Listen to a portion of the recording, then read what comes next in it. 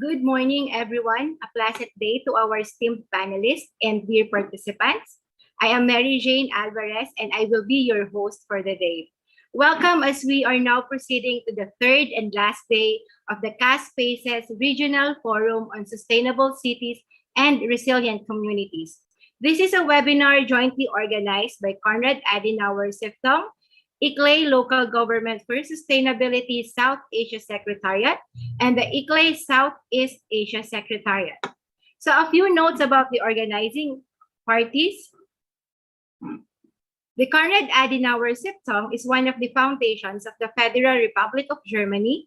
With its international activities and projects, the KAS realizes a substantial contribution to international cooperation and understanding. It is named after the first Chancellor of the Federal Republic of Germany, Konrad Adenauer. On the other hand, ICLEI Local Governments for Sustainability is a network of more than 2,500 local and regional governments supported by a team of global experts driving sustainable urban development worldwide. ICLEI South Asia and ICLEI Southeast Asia aims to build and serve a regional network of local governments to achieve tangible improvements in regional and global sustainability through local initiatives.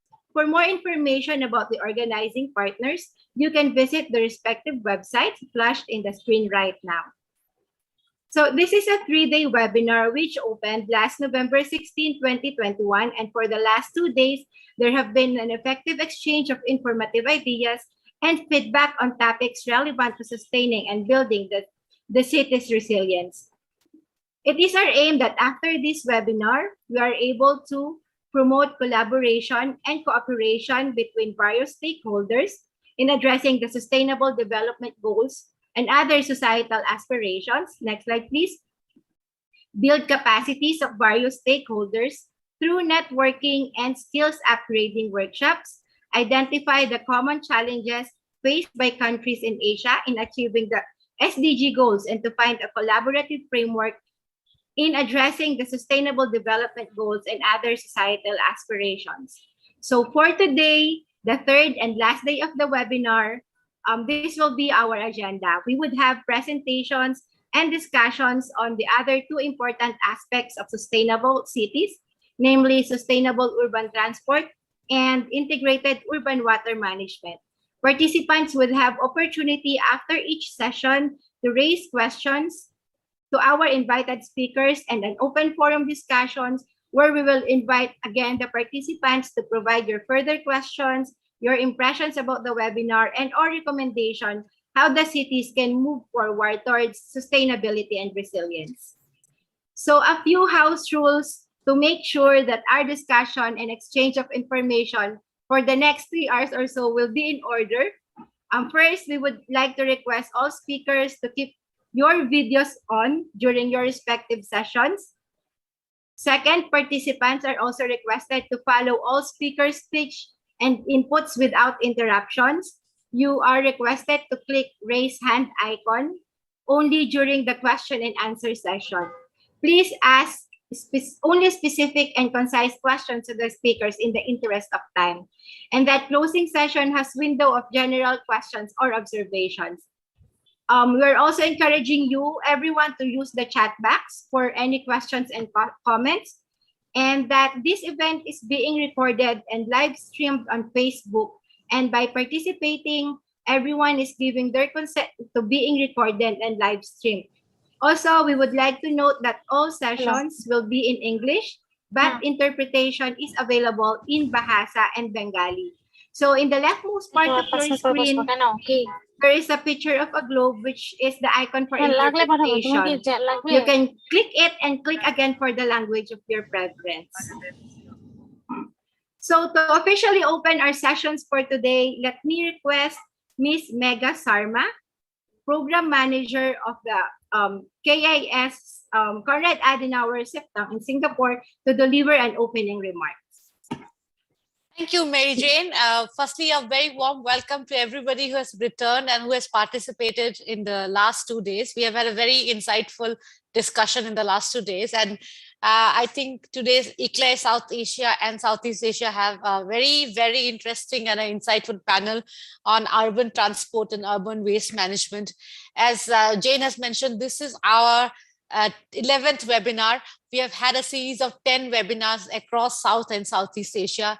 And the whole goal of KASpaces is that we bring multi-stakeholders together to see how to go forward and achieve the SDGs. Because of the pandemic, we had a big setback and every city has suffered. So we thought that it would be good if everyone comes together, discusses the way forward, and find a way that we can go forward and achieve the SDGs by 2030. So I'm really grateful to all of you who have come back and for all the speakers who are participating. Thank you so much. And I would also like to thank Team ICLAI South Asia and Southeast Asia for organizing such a webinar and for all their work. I wish us a very fruitful and a very exciting third day of the webinar. Over to you, Mary. Thank you, Mega, and thank you also for KAS for partnering with us in doing this webinar. So before we proceeding on with our agenda for today, I would just like to provide everyone a quick recap of what had happened yesterday, our second day. So yesterday we were graced with the presence of the Director of the Department of Local Governance, Ministry of Home and Cultural Affairs from the Royal Government of Bhutan, Mr. Kado Sangpo, and deliver keynote remarks, particularly providing us some insights how local government in Bhutan contribute on the achievement of the country's target on gross national happiness. So after which we directly proceeded on discussing the two important sectors, which were the affordable housing and the holistic waste management. For the session on affordable housing, which was moderated by Avatika Arjuna, an officer of ICLAI South Asia Secretariat, we've had three excellent presentations.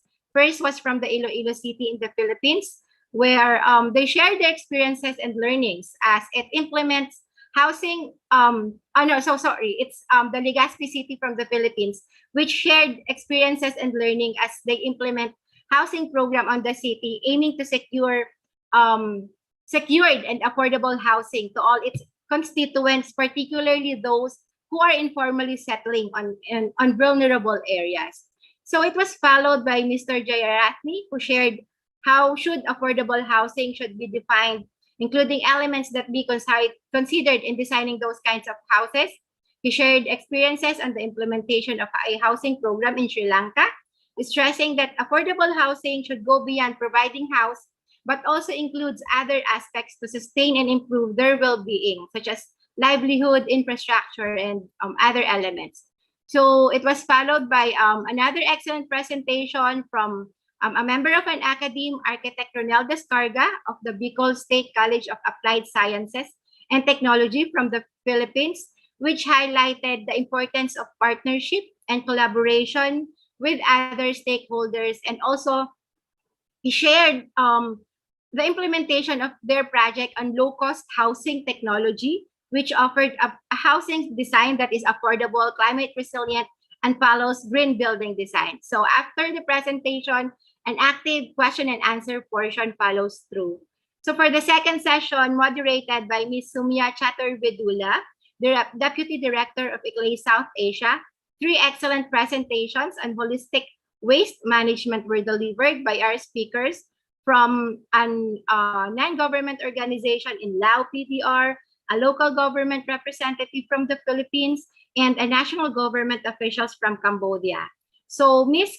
Keotam Chan, the founder of Zero Waste in Lao, shared how the project conducted its activity, including researches, campaign and event, community development, and collaborate with private organization companies to implement CSR and EPR in the country. It was followed by Engineer Neil Ravena of Iloilo City, which described the operation of the centralized sorting facility, particularly the role of waste reclaimers in the city. So the last presentation in the session was from Mr. Dek from the Ministry of Environment in Cambodia, who discussed the challenges in the sector, existing regulation, the changes in their policies, and on how Cambodia will move forward to address issues and concerns in the sector. So similarly, a number of questions were raised to each speakers while good feedback were received during the open forum. So the webinar was closed with a vote of thanks and an invitation for today's session from Ms. Mega, the program manager from AEPW, and I am happily noting that 76 participants today are present and send it to that invitation. So moving on for today, I would like to invite everyone, all our participants, to participate for a short quiz to jumpstart our interest to today's technical session. So we will be launching 3 questions in the screen, and we will be asking the participants to choose the correct answer. We won't be revealing the correct answer, as you will find it out later as the presentation and discussion progresses. So my colleague Kashab here is going to operate it now and launch the first question. So for the poll question number 1, what is the longest bus rapid transit, or the BRT system in the world, which can be found in Indonesia? So you can select, is it the Trans-Jakarta, Lagos BRT, or the BRT Marrakesh? So I am inviting again all our attendees, our participants, to choose the correct answer, the answer which you deem is the correct and the best one. So I hope everyone already choose the options. I'll be giving everyone 10 minutes to provide their answer and select their best choice for this question. 10 seconds, I mean, sorry, 10 minutes is too long.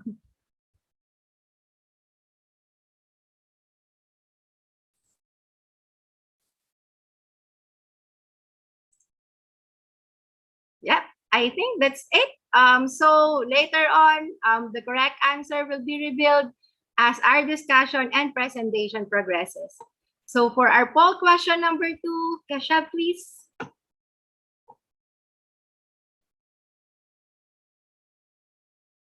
So for our poll question number 2, this is a true or false question. Road space is increasingly saturated by private vehicles. Is it true or is it false? 10 seconds again for everyone to choose the correct answer for this poll question.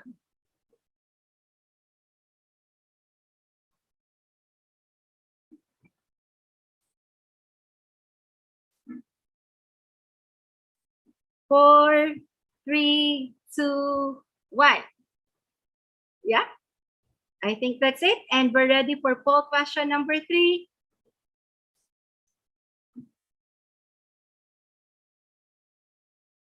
So for poll question number 3, the National Water Balance System, NAWABS in short, provide information on current and projected water availability and demands on a basin scale and determine water management strategies going forward to ensure the adequacy of future supply. So the question for this item is, who developed the National Water Balance System? Is it the Tourism Council of Bhutan? Is it the Department of Irrigation and Drainage of the Government of Malaysia? Or is it the Roads and Highways Department of Bangladesh? 10 seconds again for you to choose the correct answer.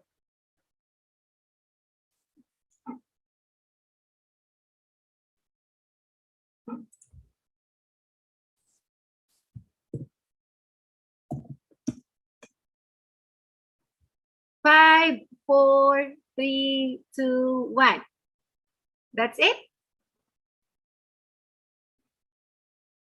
Yeah, so as promised, we won't be revealing the question.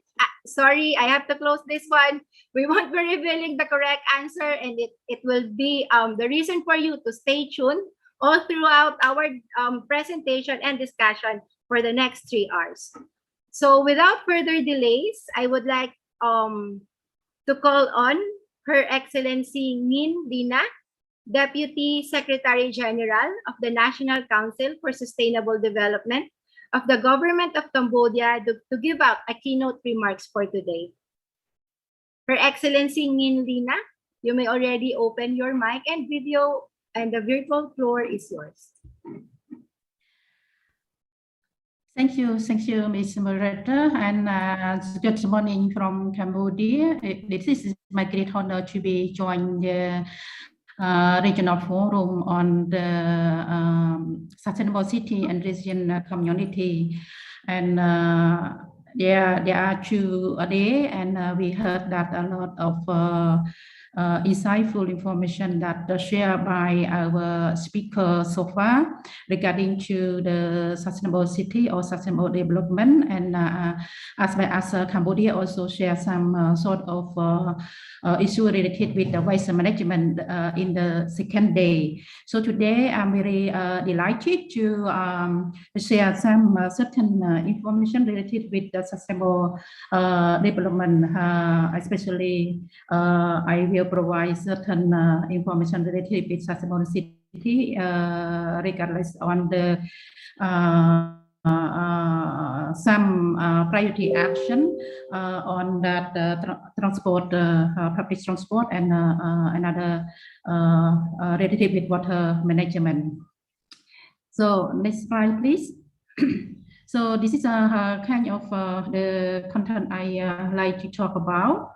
And there are some issues related with what Cambodia have developed a sustainable city, and what kind of relevant policy and strategy that have been made so far, and also that what are the current steps that we have implemented the strategy and action plan, and there are what kind of challenges that we can see, and we can solve all the problem, and also provide certain information related with the future direction. Next slide, please. So as you may know, and as the global, we are facing about the increased population, and especially in Cambodia as well. And Cambodia, this is for currently we have approximate 16 million people. We are 20% in urban population, and which 20% in concentrated in capital city Phnom Penh. So this is we predict that urban population will reach 36.3% in the total population living in the city and town because of the urbanization and industrialization in the city. So there are urban expansion pose both challenges and create the opportunity. However, unstructured urbanization may pose economic, social, and environmental challenges, including urban spread, waste generation, inadequate supply services and infrastructure such as housing, transport, energy, water supply, and sanitation, congestion, and pollution, and also that face some issue related with unemployment and social inequity. Next slide, please. So due to there was increased population, especially into the urban area, the Cambodia have aim to do some certain strategy and policy to cope all the problem, and also that opportunity and experience that Cambodia aim to become after middle income in country by 2030, and a high income country by 2050 in accordance with the rectangular strategy phase 4 that adopted in 2018. So to respond to the demand of the growing economy, Cambodia is keen in mobilizing resources to develop a physical infrastructure, including road, bridge, railway, and waterway, and airway. There are some regulation and commitment that the Royal Cambodia government of Cambodia has been made ambitious international commitment on sustainable development and green growth and Paris Declaration on climate change. And also that have been created enabling policy on environment and governance arrangement to support the green growth initiatives through policy foundation and implementation. So next slide, please. And to do so, there are some commitment that we have been done so far, especially we have developed certain sustainable city strategy. In Cambodia, there are 2 phases and a second phase. So for the sustainable city in Cambodia, we mentioned about the green city that consider on 3 P's. One is we considering on the prosperous and being able, and another one is innovative. And the second P, we consider on the planet that we consider on the resource efficiency and low carbon emission, and also that we try to do some certain of climate smart and resilient. And the last P is we focus on the people that thinking about the healthy environment and livable, and also that inclusive the group of participants like gender and girl and pro poor. Next slide, please. And you know that there are mandate that we include in our sustainable city that we consider on the sustainable city development to incorporate and conserve our green development and green city investment, and also that thinking about the circular economy to respond to the climate crisis and to improve the quality of life of the urban poor. And also that to promote a sustainable city, provide the opportunity to develop and improve people's livelihood by creating the green job, reducing greenhouse gas emission, and promote of sustainable use of services and infrastructure. So this is we are like keen to incorporating the concept of the green development into the planning, every planning that we have been made so far, and also that we considering how to like maintain and secure resource use resource efficiency in have to carbon emission, and also that now is very considering and interesting for our government of Cambodia, and we are very active to work for the solid waste management by improving the existing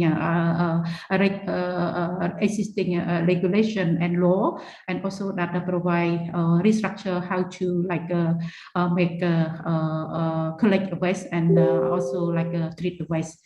And this is another point that we are very change our strategy to work as a decentralization for addressing the situation in liquid waste management or waste issue.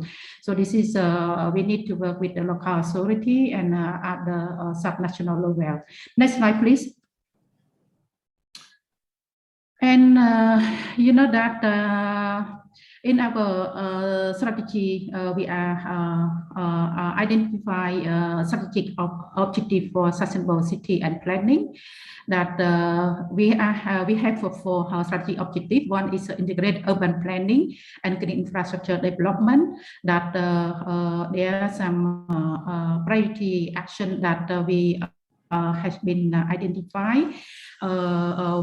First is regarding to urban design, land use, and neighborhood planning.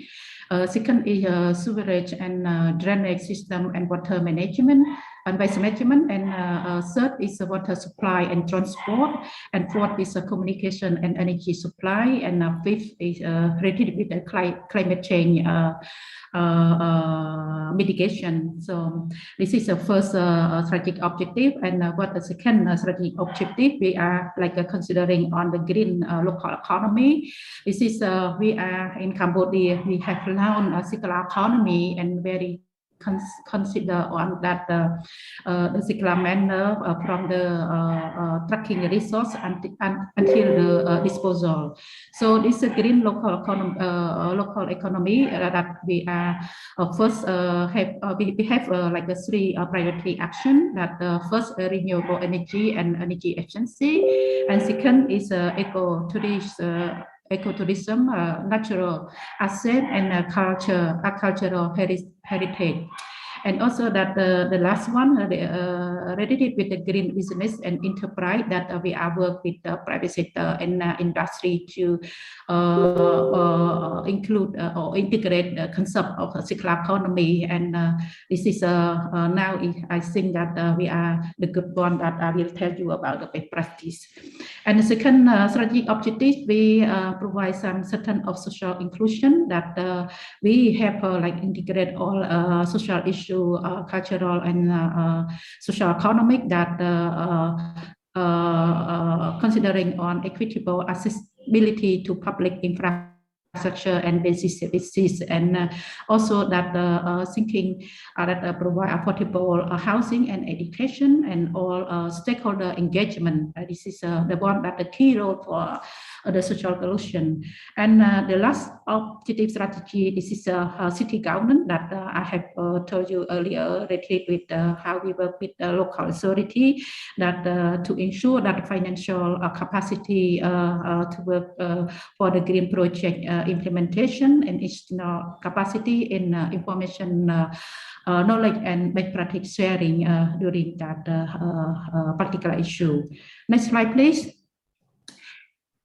And there are some pillar that we have been made in our strategy. That is the first first pillar, that certification need for the infrastructure.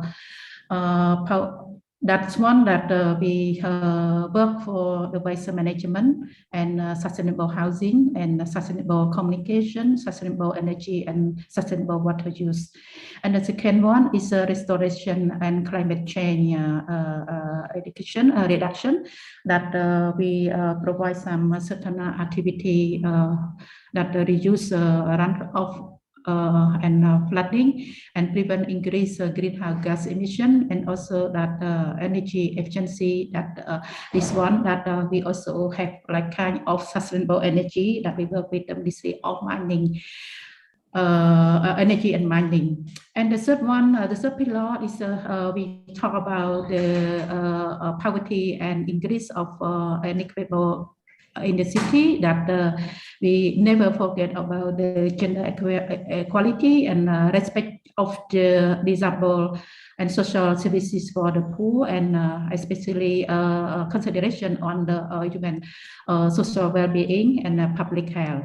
And the last pillar that we are kind of thinking about the improvement of the environmental quality. So this is one that our main mandate of Ministry of Environment, that have to improve the air quality, city biodiversity, and also public spaces and water wastewater treatment. So this is like a four mandate that we have mentioned in our sustainable city strategy. So next slide, please.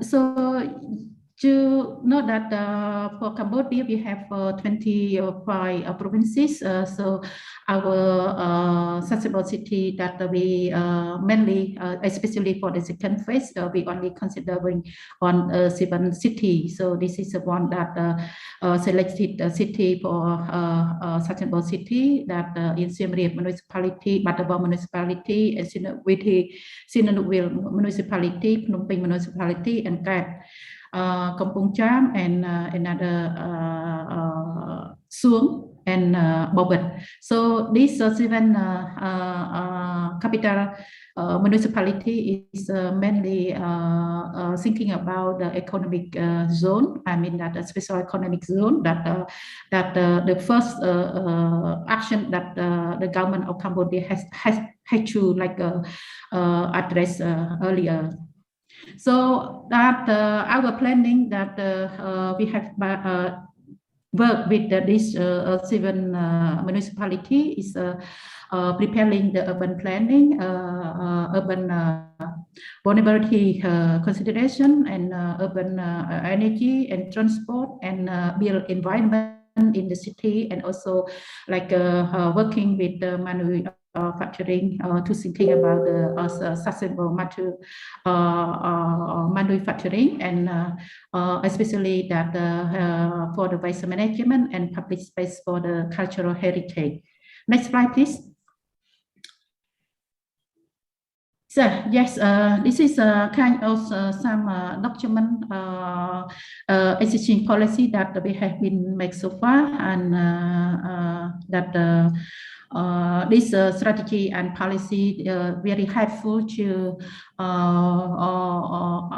provide us a tool and direction to work with development stakeholder, local authority, and private sector to achieve and move to work to achieve a social development goal.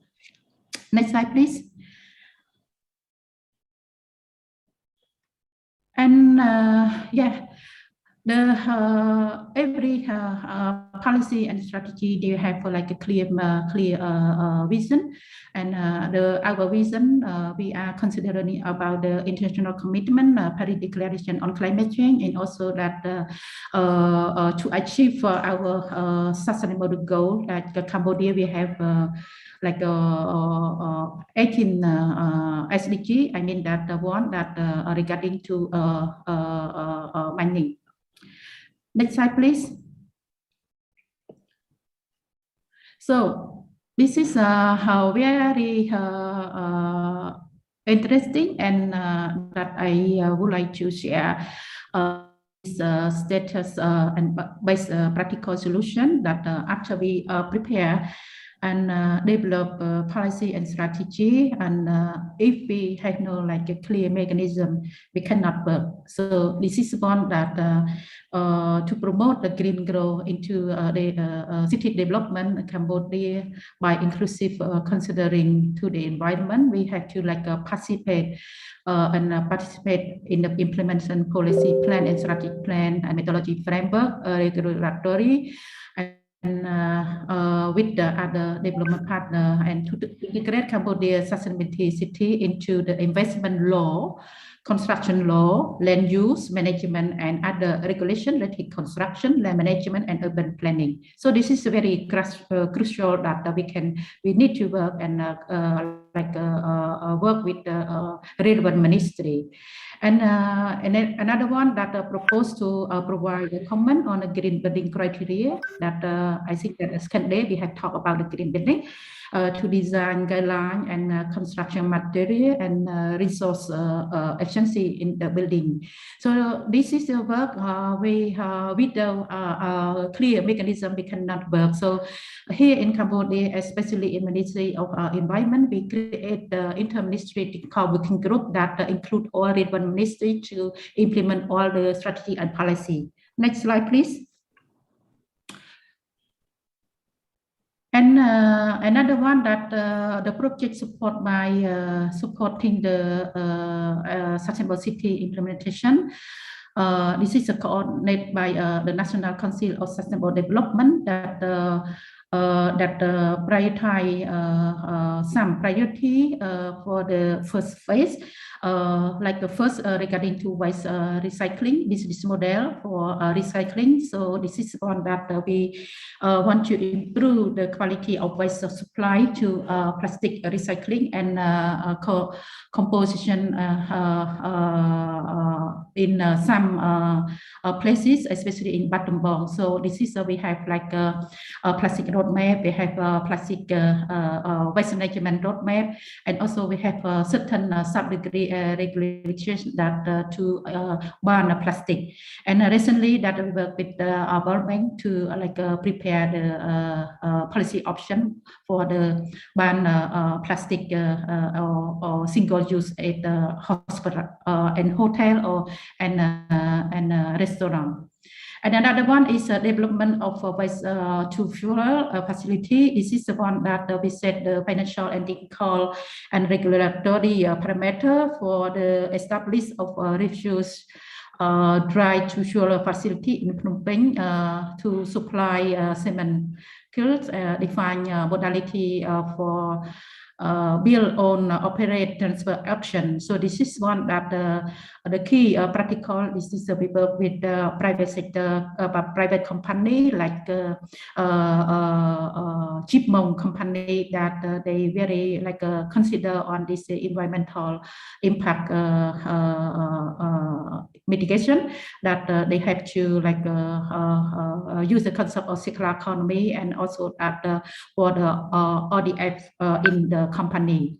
Another one is sanitation policy and business model, that create business model for sanitation in Cap and other city, that by provide certain technology-based business model for virtual sludge management in Siem Reap and other city in strengthening policy, planning and regulation, that also that have to mobilize fund for the small scale infrastructure. That this is we need to collaborate with development partners, stakeholder and private sector to implement this policy and to have a common goal and common activity and work together.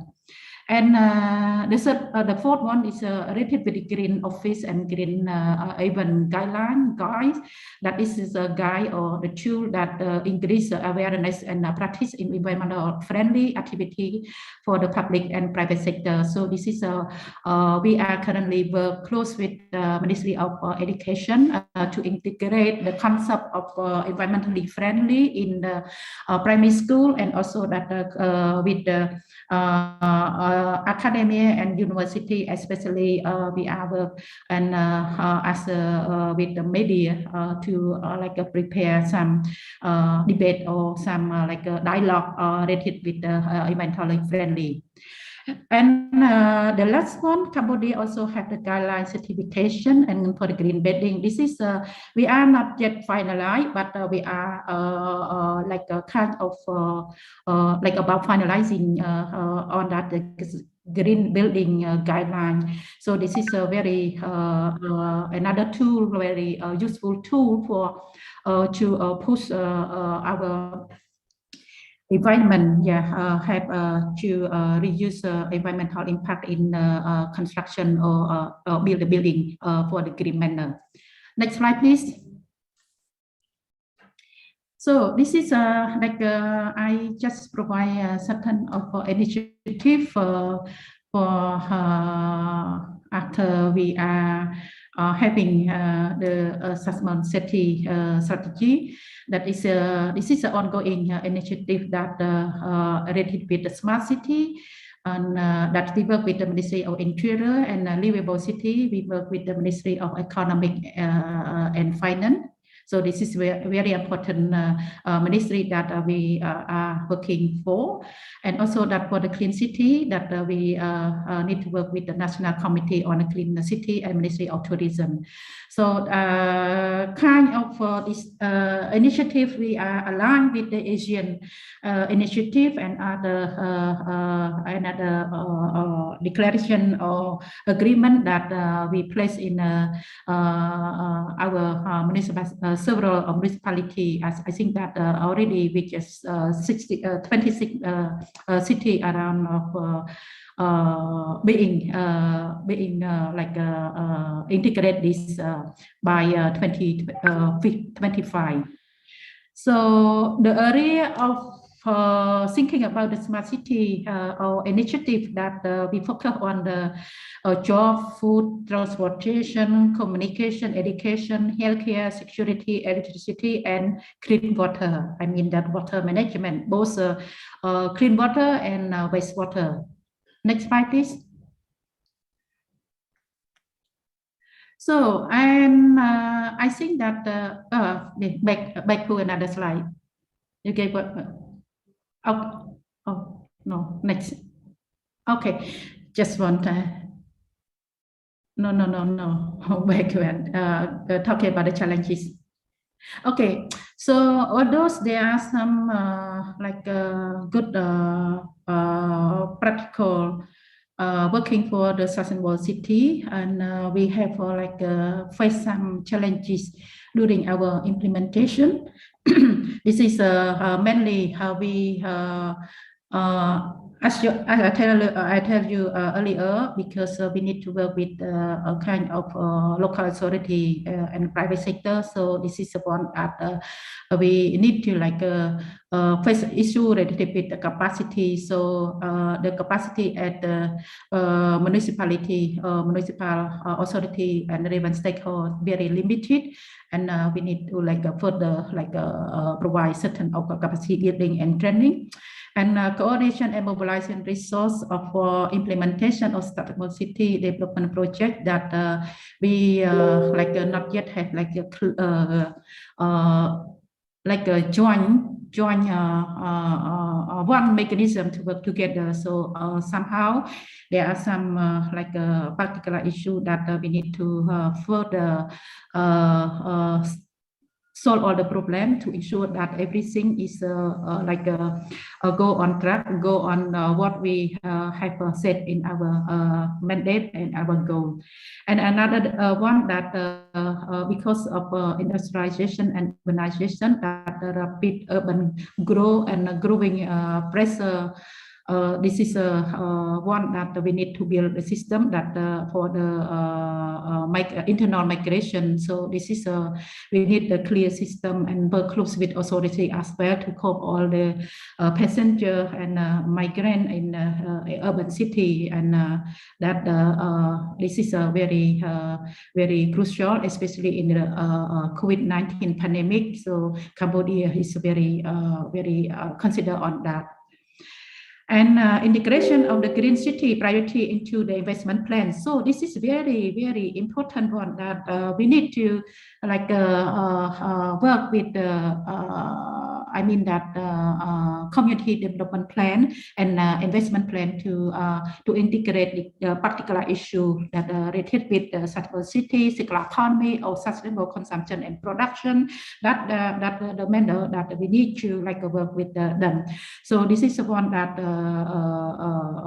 need also monitoring and evaluation that should be have a clear framework or log frame. So far we have lack of that monitoring evaluation log frame.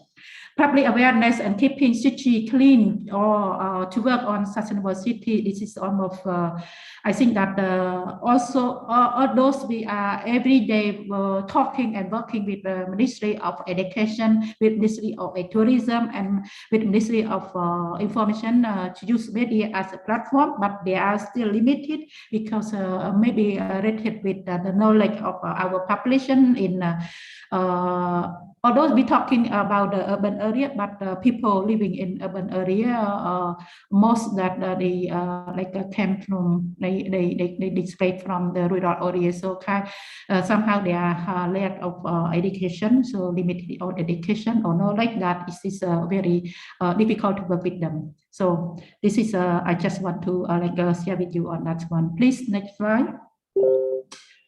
And there are some future direction that we need to be clear and work with our line ministry and relevant stakeholder, private sector, as well as bank association to improve all everything has been mentioned in our sustainable city direction and also the circular economy. That the first one is enhance the capacity of the key official, city official, ongoing integration of sustainable city project into 5-year development plan and 3-year rolling of investment plan in the city administration, promote sustainable energy performance in government industry in Cambodia by using the policy and regulation that have been made in our sustainable energy and in our sustainable consumption and production. And organize working group. This is I have mentioned so far. But we have to strengthen and regular meeting at least twice a year. Coordination with the city, district, and commune official in implementation of that green city strategy plan to promote the process turning those city into the green development. And 7 green city plan that I mentioned that. We need to be highlight the need and opportunity and methodology and action to demonstrate the key step toward the community sustainability collaboration with the government institution and development partner and public sector. So next slide, please. So there are some lesson learned and recommendation from that use this strategy and work with the local authority and other stakeholder. And this is we need to further review this after and provide some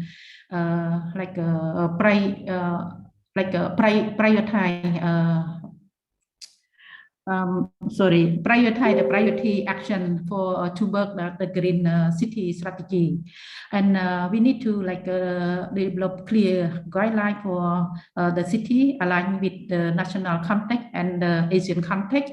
Develop and implement 5 small-scale project with the goal and create immediate visible result, make publicity available implementation process and success kind of a pilot implication green standard or residential building and a pilot application of green standard for commercial building, and also organize of the Green Building Council, coordination with the relevant government, ministry, institutional implementation, liquid waste and sanitation, priority project and city.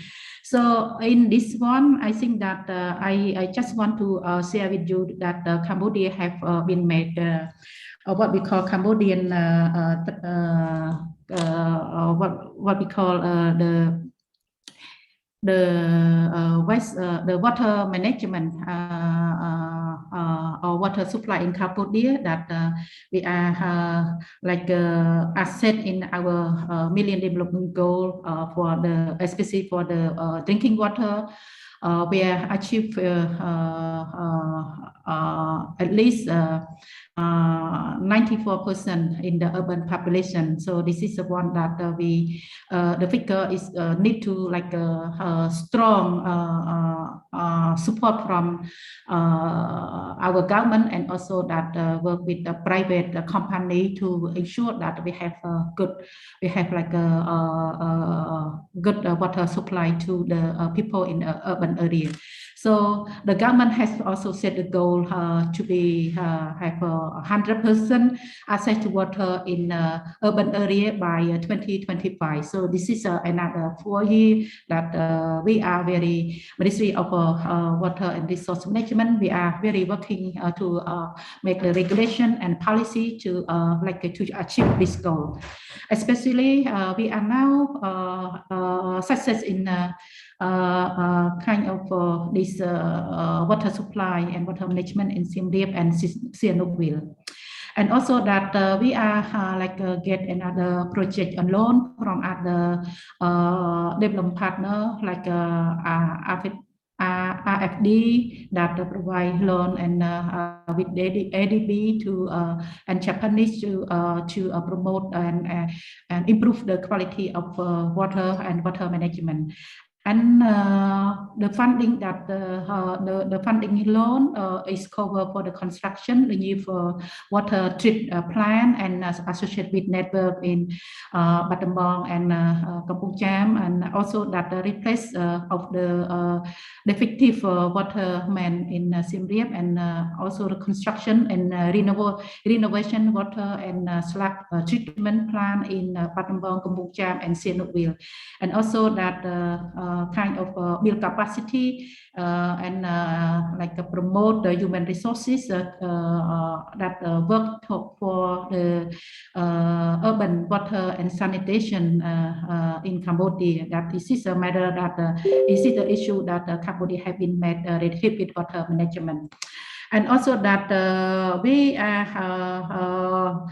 provide sustainable housing and city. This is one that the Ministry of Land and Management they have like a good policy related with affordable housing, but unfortunately that he had to provide a presentation yesterday, but he's not available for yesterday. So I hope that we will share with you later on related with affordable housing. Next slide, please. So come up with my final slide. This is a conclusion on that what I want to share with you the current issue related with the sustainable development, especially we are in making this sustainable city plan to pave the way that for institutionalization and policy information for implementation and of priority and activities of the green and the green city projects. And we that able to need to work with as a collective, that as a collective action to move from the design to the planning and the action. That this is a very key role that we with the collection, the work as a collective, we cannot to achieve these goals. Resource mobilization, this is both domestic and international funding. This is a key important that we need to absorb that fund to move to the real sustainable city. That one is urban opportunity and challenges in sustainable city development, and second is sustainable waste management, and resource third is resource efficiency and low carbon in city, and urban planning approach, and fifth sanitation solution, etc. That is funding and human resource is very need to implement to or achieve this set goal. This our set goal. And another one is strengthen institutional capacity and coordination in both national and level, and between national and sub-national level. And we want to share with you very best practical here in Cambodia, because we have great political will and enabling environment, especially you in at national level and sub-national level. I give one example that during the pandemic COVID-19, the pandemic, the government of Cambodia very active to work on that, to find out solution for social protection, and also that they provide solution to people, internal migrant people in the urban area to solve all the problem, provide equitable vaccination. I think that this is a priority that our government, our Prime Minister very considering on that one, and our people living in urban area all having the vaccine coordinated COVID-19 and also the rule out for another third sort already. So this is the main point that I want to share with you. And another one that related with enabling environment, so that a government of Cambodia is a very provide opportunity to our ministry to work with our private sector and development partner to work for the sustainable development. So without giving this one, I think that it is hard to work with them. And another one, because of Cambodia very stable for the security and peace. So this is one that the good for us to move and have our Cambodia to live from the low income to upper middle income. So this is one that I just want to share with you. And we don't forget the 4P for implement this one, like a very good practical solution. This is one working with the public sector, private, and people in partnership. So this is a very key law to improve our implementation of sustainable development. So I think that is a little bit, not a little bit, it's a very long discussion from Cambodia that I give you that information related with sustainable development. So I think that this is my end presentation. And if any question, very welcome. And I give the floor to our moderator. Thank you. Yes, thank you so much, Her Excellency, for such informative discussion, putting into context how the achievement of sustainable development is being prioritized in the region, particularly by the Royal Government of Cambodia. The prioritization is very much reflective on how you conduct your development planning and investment programming, making sure that the elements of sustainable development are considered when you define your strategic objectives and targets for investment. So we hope that in the coming days, we in the CLAY, in KAS and the other organizations represented by our participants here can work with you further to overcome challenges of your country in achieving your targets. So the sector prioritization that was mentioned in your presentation only affirmed that the selected sector topic today, namely transport and urban water management, are indeed relevant to our region. And to dive deep into the experiences and best practices of the region on that sector, I will now pass on the floor to Ms. Nikki Ortiz, a project officer from ICLAY Southeast Asia Secretariat, to moderate the discussion for sustainable urban transport. Nikki, over to you. Thank you. Okay, thank you so much, Jane. Now, my apologies, my camera is not working. So I am very happy to moderate this morning's session on sustainable transport. And we shall be joined by 3 experts from Bangladesh, India, and Jakarta, starting off with Ms. Asfia Sultana. She's the Executive Engineer of Roads and Highways Department, Bangladesh, followed by Ms. Pranjali Deshpande, Independent Consultant and Domestic Expert, CITIS Program, India. And lastly, Mr. Izul Waro, Director of Business Development and Services, PT Transportasi, Jakarta. Okay. So I'll go directly to introduce our session this morning. I believe many of us have probably heard of this concept or similar concepts such as green transportation. It's important to discuss the topic as it's crucial to achieving the Sustainable Development Goals. According to the United Nations, sustainable transport by extension drives sustainable development, advancing the people-centered goals at the heart of the 2030 Agenda for Sustainable Development, while protecting and preserving the planet and its resources for generations to come. So as you can see, the characteristics of sustainable urban transport is similar with the definition of sustainable development according to the Brundtland Commission. And now, why do we need to discuss it in the context of urban or urbanization? The United Nations has projected that by 2050, 2/3 of all humanity, or 6.5 billion people, will be living in urban areas. As you can see, the graph from the World Economic Forum shows that countries in Asia, such as India, China, and Indonesia, shall significantly contribute to the future urban population.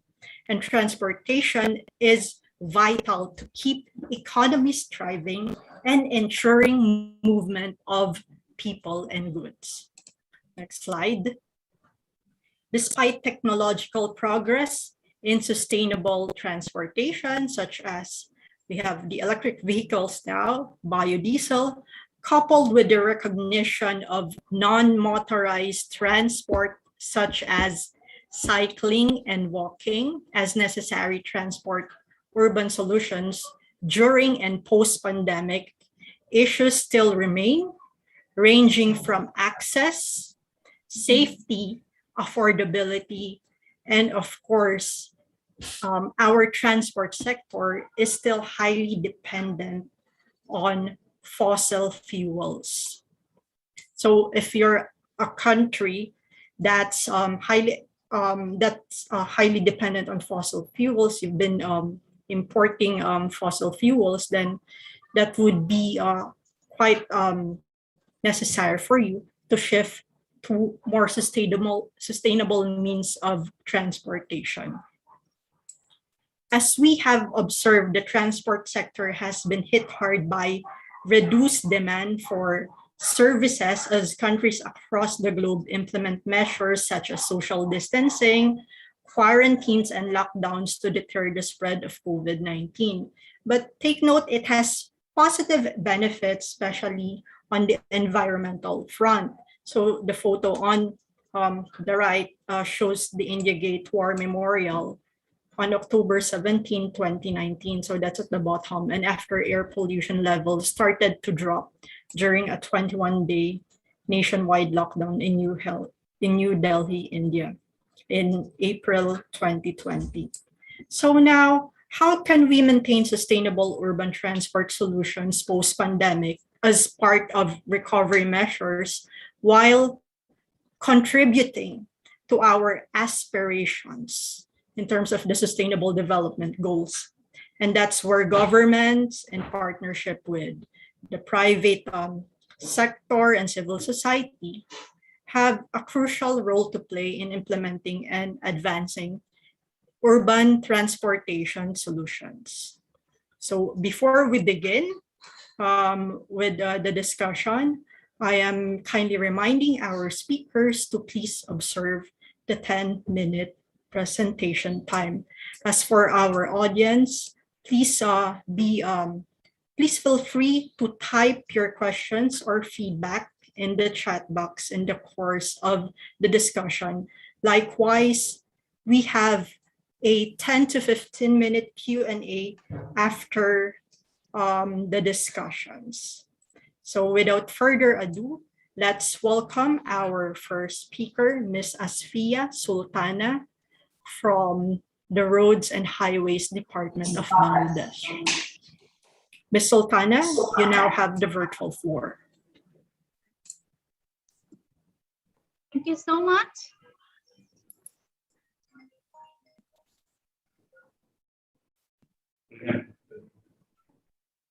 This is Asfia Sultana from Bangladesh. Can I share the screen or my presentation slide? We are sharing your Yes. Okay. Please feel free to share your screen. Yeah. Okay.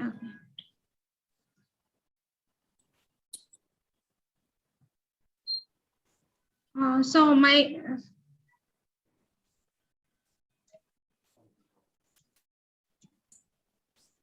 okay. we can see your screen, ma'am. Yes, we are sharing your screen. Please go ahead. We can. Okay. Okay. Thank you so much. So my discussion on sustainable transport.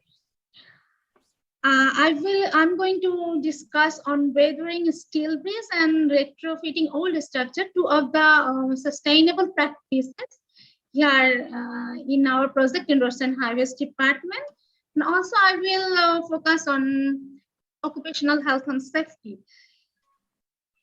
So now I'm beginning. Next slide, please.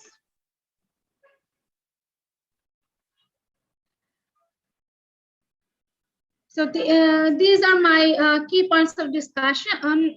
As I have already said, weathering steel bridge, retrofitting an old structure using carbon fiber reinforcement polymer laminate, and occupational health and safety. Next slide, please. Next, yes. So I'm going to now first of all, I'm going to discuss on weathering steel bridge. Next slide. So what is weathering steel? Weathering steel is a high strength, low alloy steel that is suitable in suitable environments. It can form a protective rust, which can prevent further corrosion. And this protective rust is called patina, and it formed automatically. So we don't need painting or anything like that. Next slide.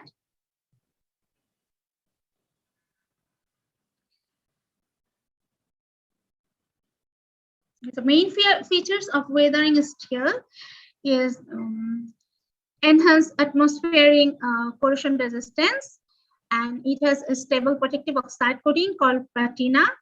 And in the alloying elements include copper, chrome, silicon, nickel, and phosphorus. And it can be refined and engineered to provide high steel toughness and good weldability. Next. There is the properties of weathering steel. You can see that yield strength, minimum yield strength can be 340 MPa, tensile strength can be 450 MPa. Next slide, please. So what's the benefits of steel? Instead of using concrete or other materials in bridge structures, so these are the, first of all, it has some structural benefits because it can provide a high strength to weight ratio. Also, you can vary structural drape, and for the it's lightweight. There are less demand on substructure design. And the construction benefits is you can provide lighter girders, and the construction is also very rapid in compared to concrete construction. And also it can fabricate it in the offsite, so that you can readily just put this into the structure. And another thing is all steel is feasible for inspection. And the most important thing is 100% recyclable, which is actually goes with the sustainable technology. So if you for the concrete structure, we have to replace. Most of the cases we have to replace after a time, but in case of a steel structure, you can recycle it for the further use. Next slide. So weathering steel and versus conventional steel. For the weathering steel, you don't need protective coating because there is a patina auto protective layer for the weathering steel, and as you do not need any protective coating, so there is no coating maintenance. So it will save money, and also you don't need temporary scaffold, no temporary lane closure. And the environmental benefits are no VOC from well-based coatings, no coating removal or containment of particles, and it has also some safety benefits. Health and safety issues relating to initial paintings are avoided in this case. Next slide, please. So there is schematic comparison with the for the corrosion loss. You can see from the figure that weathering steel is the corrosion loss is much more lower than the conventional steel, like carbon steel or carbon manganese steel. Corrosion loss is much more lower in case of weathering steel. Next slide. Next slide, please. Yes. But there are some limitations. It cannot be used in the marine environment where salt in weather. Also, when there is uses of de-icing salt under the weathering steel or over the weathering steel. Also, it cannot be suitable for continuously wet and damp condition because weathering steel need alternate wet and damp condition. And it cannot be used in an environment where high atmospheric pollution. So these are some limitations of weathering steel business. Next. And drainage is very important for the weathering steel. You can see that on the slide that you need to grind flash well details, which may cause weather traps. And we also need to provide 50mm curves where stiffness are attached to the bottom flange. And some of the other caution regarding drainage of weathering steel is hermetically seal box girder or provide adequate access and drainage. Also, ensure wrappers of box girders extend 20mm below the bottom flange. Next slide, please. I will skip this slide. Next slide, please. So you need to keep in mind regarding inspection, monitoring, and maintenance of weathering steel breeze. When you inspect weathering steel breeze, you need to inspect leaking expansion joints, accumulation of dirt and debris, also faulty drainage system, because drainage is very important for weathering steel because it can cause corrosion and other, and it could be detrimental for the weathering steel breezes. And also steel thickness, you need to monitor the steel thickness, and also a regular routine maintenance is necessary for this weathering steel breezes. Next slide. And the most important thing is rehabilitation is feasible if weathering steel is not working satisfactorily in any situation. You can replace or rehabilitate the structure or retrofit the structure. And remedial measures could be sealing of crevices, blast cleaning to remove the rust patina, repairing in part or the whole breeze. Next slide. These are some technical specification of the weathering steel eye girders that we used in our project, which is called Western Bangladesh Bridge Improvement Project. And under this project, 82 bridges has been constructed all over the Bangladesh, mainly in western part of Bangladesh. You can see from the strength, it's up to 400 to 540 for the plate thickness up to 40mm, and some other yield stress like it could be up to 450 or more, 450 MPa or more. Next slide, please.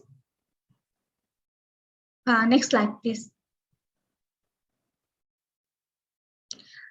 So now I'm going to discuss on retrofit of an old structure. This is the picture of a Kachpur Bridge, which is in the Dhaka-Chittagong road highway, Dhaka-Chittagong highway, which is called Lifeline of Bangladesh because it involves a major portion of the economic activity of Bangladesh. This breeze has a very important role in the economy of Bangladesh. So it is a very old bridge. So we have constructed a new bridge, but we did not replace the entire old bridge. Instead we retrofit the old bridge. Next slide, please. So for the retrofitting, we use carbon fiber material for the business. So why we use this retrofitting technology? Because for the old structure, in superstructure and substructure, there are some rebar exposure, corrosion, and also some corrosion. Some places have the concrete was not missing in some places. So there, the rebar there is corrosion on the reinforcement. So in that case, we actually use this carbon fiber reinforced polymer laminate. Next slide. So we use for retrofit this bridge with Cfrp. We use the material. Here are the some list of the material tools equipment, like we use epoxy primer, epoxy putty, epoxy resin adhesive, abrasive sandblaster, air compressor, portable generator, paint roller, brush, disc grinder, etc. Next slide.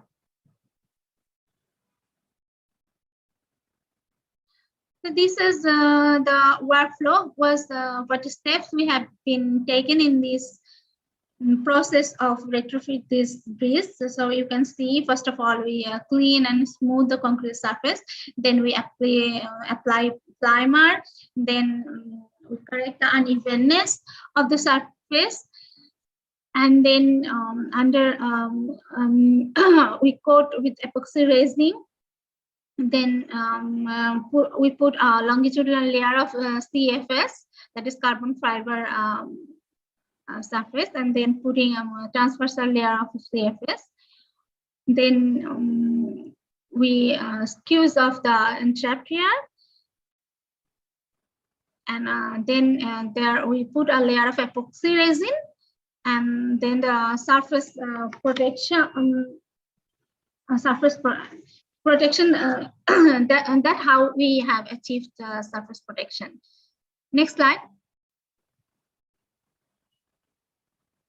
So this is the systematic process of applying Cfrp, as I have discussed previously. Next slide. So this is the details of the materials that we have used here. You can see from the figure that epoxy resin primer, epoxy putty, carbon fiber sheet, top coat resin, etc. Next slide. This is the schematic view of the use of Cfrp in the Kachpur bridge. Next slide. These are some photos of applying Cfrp for the retrofitting of the Kachpur bridge.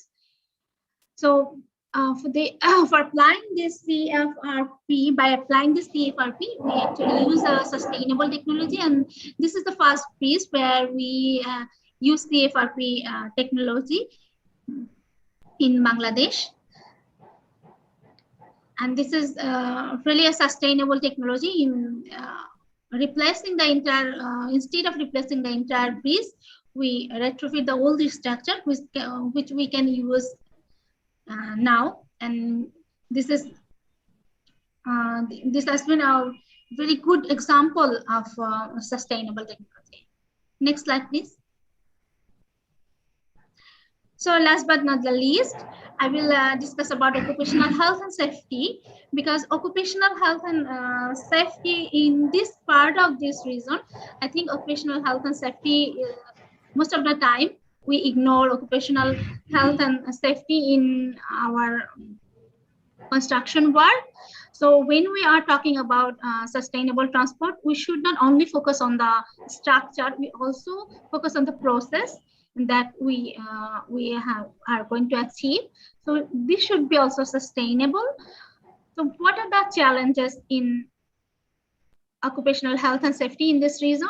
So first of all, lack of awareness. Our workers are not actually trained, or they are not aware of this sustainable process, and they are not aware of the health hazards that are causing to them. So we should take necessary steps to make them aware. And also there are health hazards in the construction sites causing to our workers. There are a lot of accidents, workplace accidents happens every day in construction sites. And more, what is actually what is the tragedy is the same accidents is happening if again and again. We couldn't stop these accidents. So we should take proper steps to stop this. And for these accidents, actually, it happens because of not following safe working procedures, not wearing appropriate personal protective equipment, and also we do not have the adequate feedback system. As I told that same accidents in our construction site is happening again and again. If we have a adequate feedback system, it could not be happen.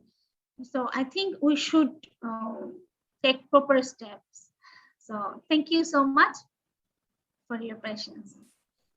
Okay, thank you so much, Ms. Asfia, for sharing your experience on incorporating weather steel bridges in your infrastructures in Bangladesh. Now, moving forward, our next speaker is Ms. Pranjali Deshpande of independent consultant and domestic expert. Ms. Pranjali, you now have the virtual floor. Please turn on your mic and video. Thank you, Mary, and thanks Ikli for giving me this opportunity to present here. I'll be speaking on the sustainable mobility and especially what's happening worldwide or what's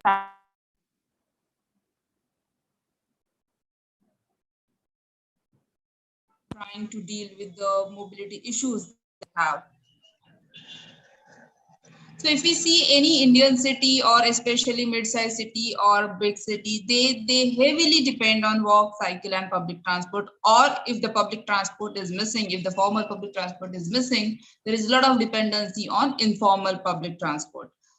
But still, we feel, or the decision makers feel, that everyone travels by private vehicles and we need to make roads wide, or we need to put flyovers and a lot of infrastructure for private vehicles, but that's not the truth. Or even if you go in any other Asian city, let us take this example from Philippines and Metro Manila. If you see that there is also a lot of dependency on walking and public transport, that also includes jeepneys, which are their informal form of public transport. So even if the situation is this, why a lot of cities are going towards wrong direction, or what they need to go, or what they need to do to come to the right path, that we need to see today.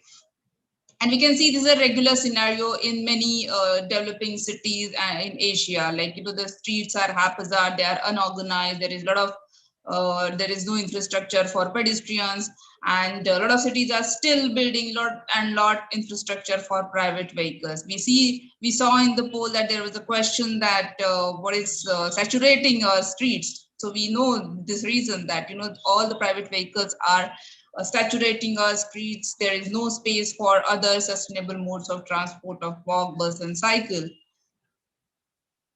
We can see this is a typical scenario in many cities, that people can't even cross the streets, senior citizens can't even cross the street safely, that there is no space for walking on the streets, on many streets in all the developing cities. And the impact of it is a lot of vehicles, a lot of private vehicles. They are polluting the city. We know what has happened in Delhi. We also saw in the picture like how Delhi is suffering today. And we know the impact of it. And worldwide also it has been found that it is impacting children, our next generation. So we need to do, and we need to change this completely to bring back our earlier glory. This is just an example of one of the Indian cities where we try to calculate PM 2.5 levels and of course all other air quality levels. And we can see that all the 10, 12 locations we surveyed, everyone, it is crossing the maximum limit. So we can understand or we can imagine what is the condition and how bad air quality we are breathing, what's happening with our kids, pregnant women, how they are suffering. And why this happens? Because often wrong interpretation leads to the wrong decisions. There is typical tendency to count vehicles, number of vehicles, especially private motorized vehicles, but the decision makers or the engineers or the whoever is working on it, often they forget to calculate how many number of people are sitting inside those vehicles. So if we design our cities for people, if we count how many people are traveling by each mode and how we can increase the capacity of road by increasing more number of people traveling, then we will be definitely able to change the scenario from what is happening today. And COVID has taught us that, you know, things can change. We can change the things. For example, we can see that, you know, you can see in this COVID impact graph that walking increased during the COVID scenario.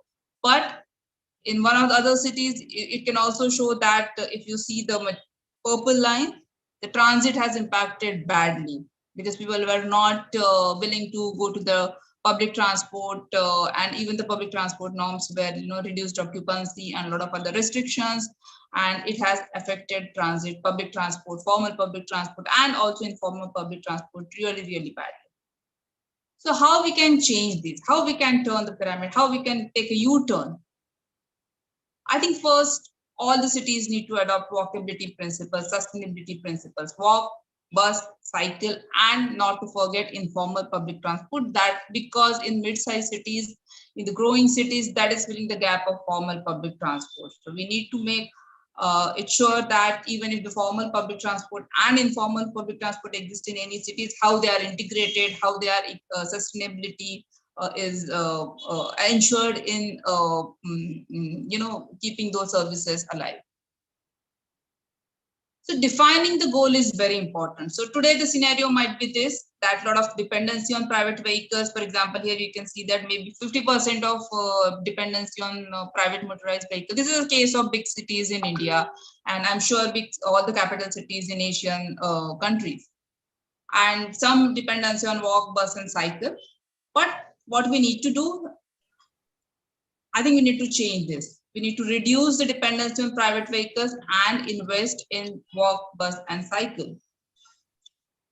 So first of all, making right investments is very, very essential, for which we need a roadmap. We need a roadmap. For example, if we need to procure buses, deploy buses, how many buses will be required? I think that's the start, because the public transport is a crux. Like, you know, immediately we need to invest a lot of money in public transport. And I want to emphasize the fact that in many cities, the decision makers, you know, always see it as public transport is loss making. But in fact, public transport is, wherever there is money put in public transport, it is investment, versus if you put money in the flyovers, I think that's the loss, because we are not gaining anything, but what we are gaining from those flyovers and road widening is a lot of pollution and a lot of vehicles. So I think we need to change these terminologies also when we go towards talking about how to invest and where to invest.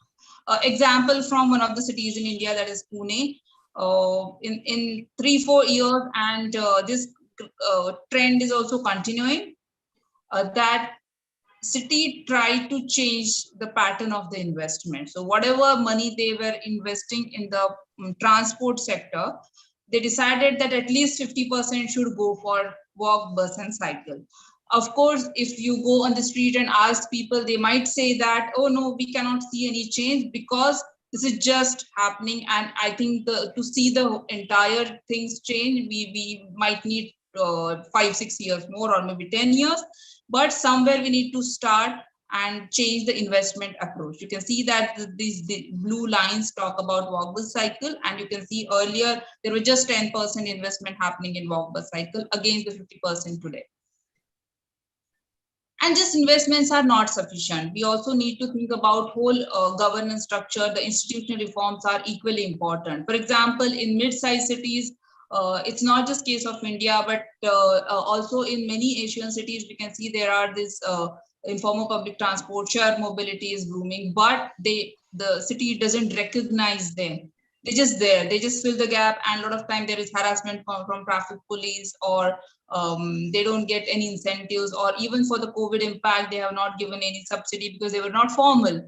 So this is one of this example of Amritsar in India, where they are starting with a big program of replacing old diesel autos with subsidy and replacing them with electric auto rickshaws under the city's program of the French Development Agency. And here, to start with, in the institutional reforms, first they have formed cooperative society of all these drivers, because recognizing them, acknowledging their role in the mobility is very, very essential. And unless you bring them under a single umbrella, any reform is not possible. So it starts with institutional reforms. And even for the big cities where most of the things are organized, I think the focus should be on in-house capacity building, because everything cannot be done by the consultants, or even if the consultants are there to help, I think that's not the long-term thing any city should look for. There has to be in-house capacity to design the streets, to execute the streets. Executing street is happening for so many years, but designing is a very new thing. I think in Indian cities, it has now started to design on the basis of complete streets, designing footpaths, cycle tracks, etc., for which you need expertise. And in Pune, in one of the cities, I showed the example of their investment pattern also. They have hired designers in-house, and so that the streets can be designed before going for the tendering or the construction. So it should not be just laying some footpath here and there, but it should be this designed footpath. And the cities need to communicate this well to their audience, to their to their beneficiaries and all the stakeholders. And for which, of course, participatory approach is very, very essential. So it's not just telling them what we're doing, but also getting their inputs, involving them, adopt right approaches of participatory planning.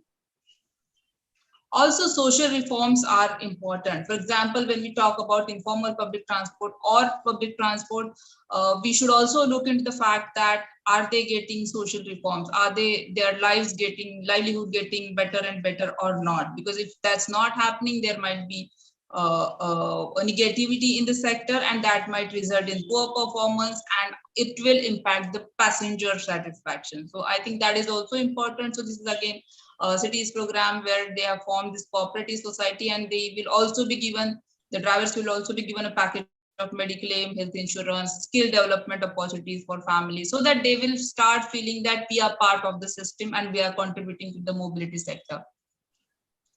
And when we do this, I think big programs, implementing big infrastructure takes a lot of time. So now cities are moving towards quick wins or tacticals, and even in small cities, there are those again in India, where they are doing this tactical urbanism intervention under the cities project, and they are trying to show how widened footpath will look like and how wide it will be. And they are calling all the school children in nearby area, because it's a school capital of India, to get their feedback also. So it's showing them, demonstrating, and also ensuring participatory planning.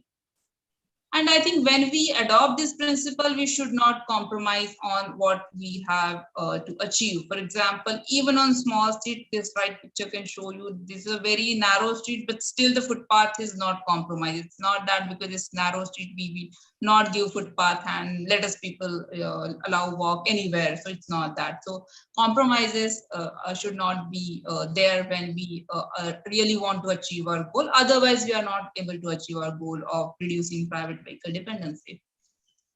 And then we should lead to the final implementation. So it's like making policies, quick wins, participatory approach, institutional reforms, and then moving towards a final implementation of maybe widening footpaths, creating complete streets, walkable streets for senior citizens, and universal accessibility norms.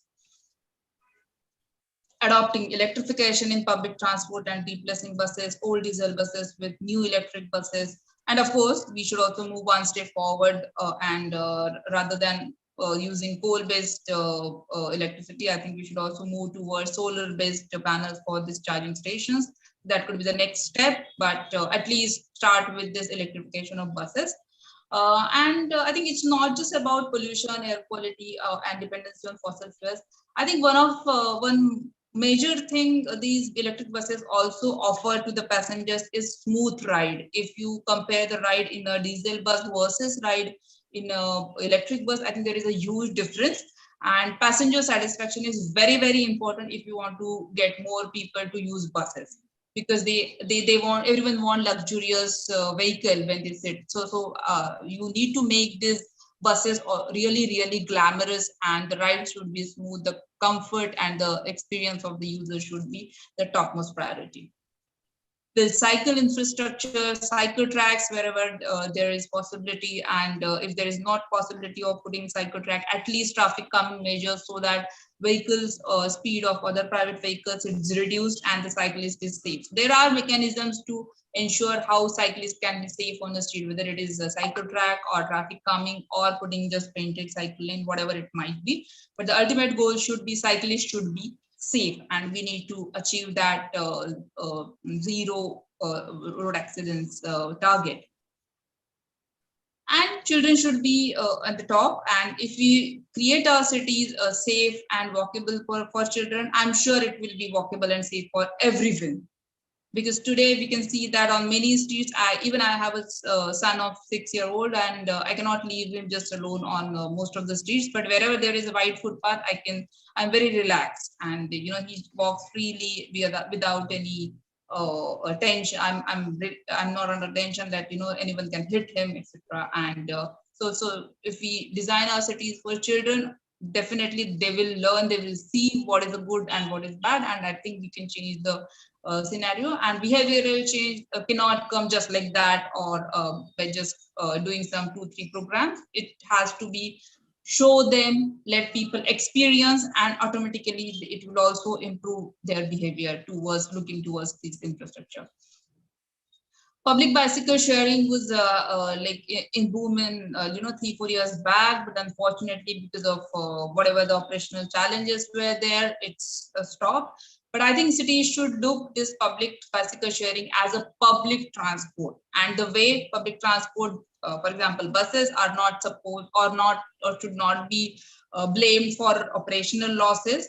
But of course, there has to be efficiency, but operational losses should not be the point of discussion. Similarly, in public bicycle sharing, also city needs to make investment to make this public bicycle sharing affordable for its citizens. Otherwise, it will be still unaffordable, and the model might collapse, or there will be very limited group which will be using the services, and it will not be all-inclusive system.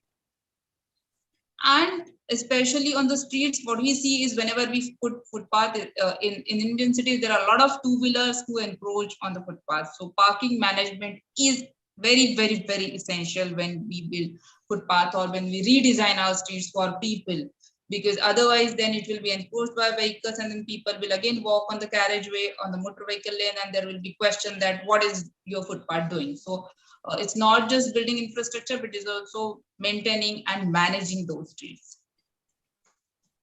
And of course, one city does it, it's automatically inspire other city. So keep inspiring cities. This is Pune, which inspired Chennai, then also inspired Pimpri-Chinchwad. So a lot of other cities in India are learning from each other, and I think it will continue.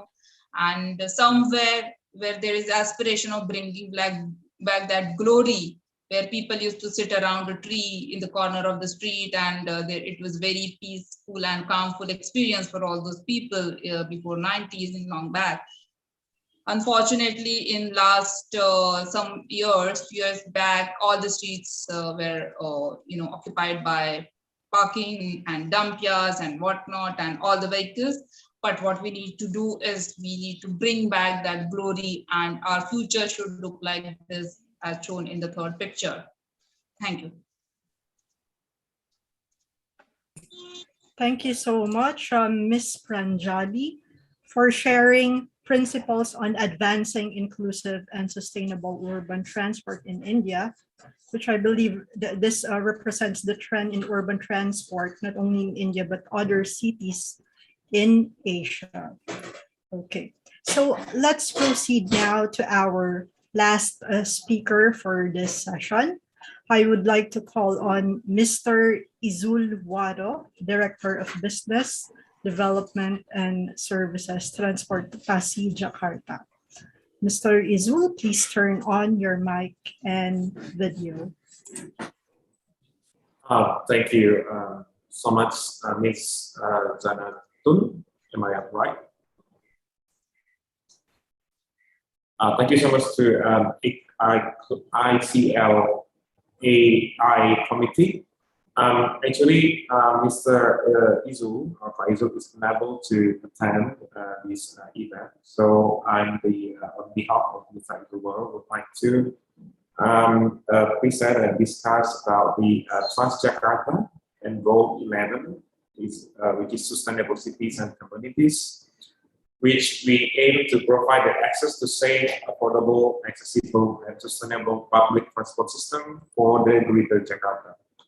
I think can you share the slides maybe from the committee, or should I share the slide?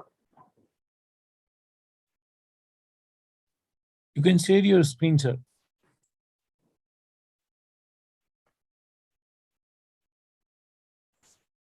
So let me just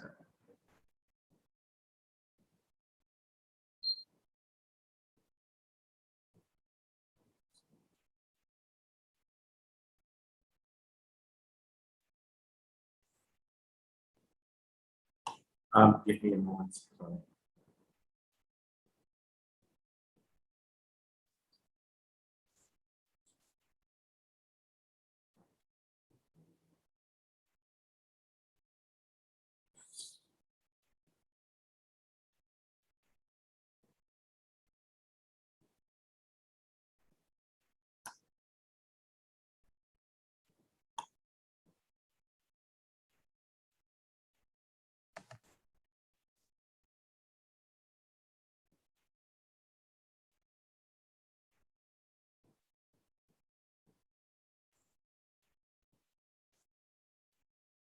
Right.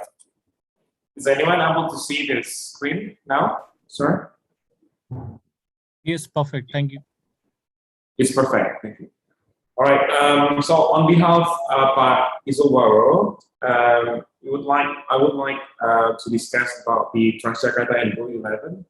It's about sustainable cities and communities, which the Transjakarta, as the public transport managing operators, aims to provide access to safe, affordable, accessible, and sustainable transport system for the Greater Jakarta. So the next, the basic questions basically is how, like, everybody get to school today. Is it by walk, bike, or bus? Maybe if we are lucky enough, we can get there by taking paved roads and safe sidewalks. But not everyone in this world has access to the same efficient modes of transportations. Maybe the rural area, like, they don't have safe roads leading to school or home, and making it much harder to get from one place to another. But in the case of the urban cities like in Jakarta, we as a corporate Transjakarta, which is the managing operators,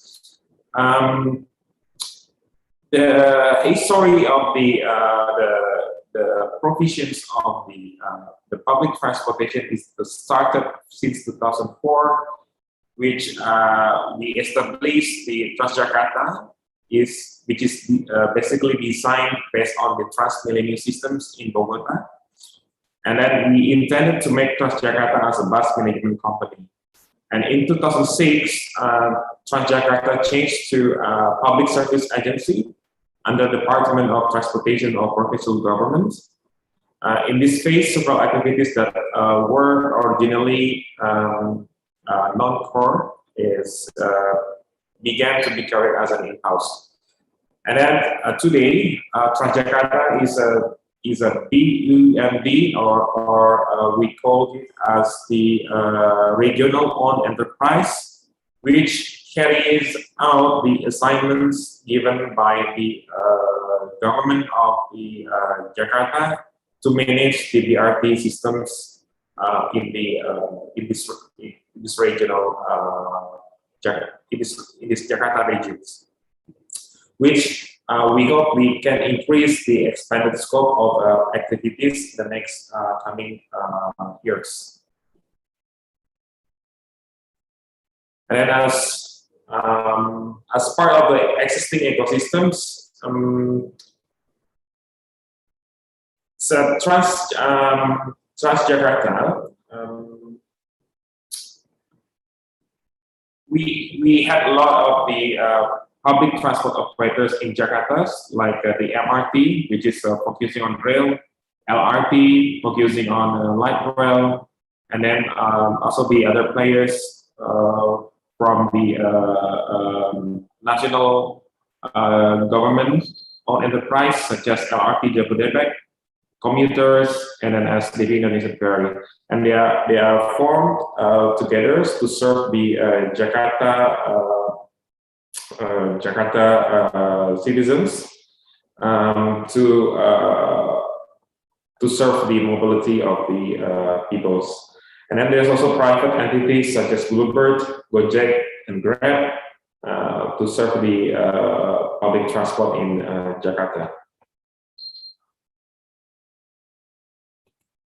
And then in terms of the coverage enhancements, the Transjakarta is also play significant roles, which is we expanded the services from 2016 up to 2020. Almost 82% of the roads coverage of public transport services in Jakarta now it's served by the Transjakarta. And also Transjakarta is play as the integrated platform with the other mode of transport, such as with the rail, like MRT, LRT, and also the commuter rail. In terms of daily riderships, before COVID, we achieved we achieved more than 1 million passengers a day, and this is really significant. And then after in these COVID situations, we currently maintain at about 400,000 passengers per day. And in terms of operational fleets, we operate 3,472 fleets with the 154 routes, which comprises 25 BRT roads, and the 41 the integrated routes with the non-BRT systems. And then where are we heading? As part of the government initiative, so the vision of the Jakarta provincial government is to provide new Jakarta through the provision of transportation services that are reliable, modern, and internationally competitive.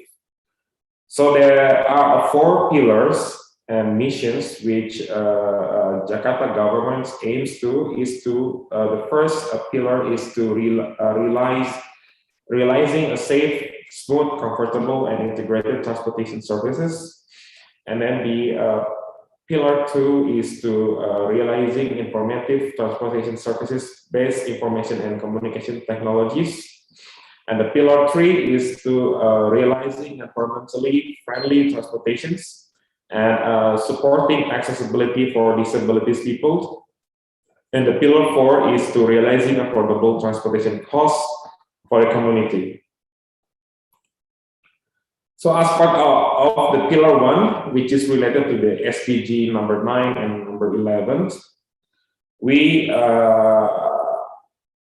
already provide the scheme for the public transport integration through the JACLINCO system, which is this JACLINCO system can be used just using like just one fare for 5,000 rupiah, which is about maybe a half of $1 USD dollar. It can be used to serve the trips for 3 hours, and can be used also from the microtrans, which is small vehicles of public transport to be integrated to be continue the trips to medium buses and also the BRT buses. So this scheme can be used for within just 3 hours only for the first mile and last mile trips. And then in terms of the development, we also has developed the seamless connectivity stations, which will enhance the connections of the between the bus system and also the MRT systems. And then in the next coming years, we plan also to build the 4 iconic bus stations in the prime corridor area, such as in the Duku Atas, Bundaran HI, Tosari, and Sarina. And then the second pillar, which is still related to the SDG 9 and SDG 11, is to realizing informative transportation services, based information and communication technologies. You know, previously there is no such pre-trip information for the passengers to complete their journey. So the main purpose of these applications, we built the so-called the planning for trip planning to make passengers' journeys is much more comfortable, and they can make decisions whatever, because the trip information is readily available through the apps. So what happens here? We have we build the apps we call as a TJQ. So this TJQ is also a kind of the trip planning or trip planner, which there's a lot of features inside there. We can search the bus services, and then they can also use the apps to pay the trip journey from the origin to the destinations. And also we improve the first and last mile services, especially we used to don't have so-called the regular stops for these small vehicles or small public transport to serve the neighborhood level. But now at the neighborhood level, we improve the regular bus stops.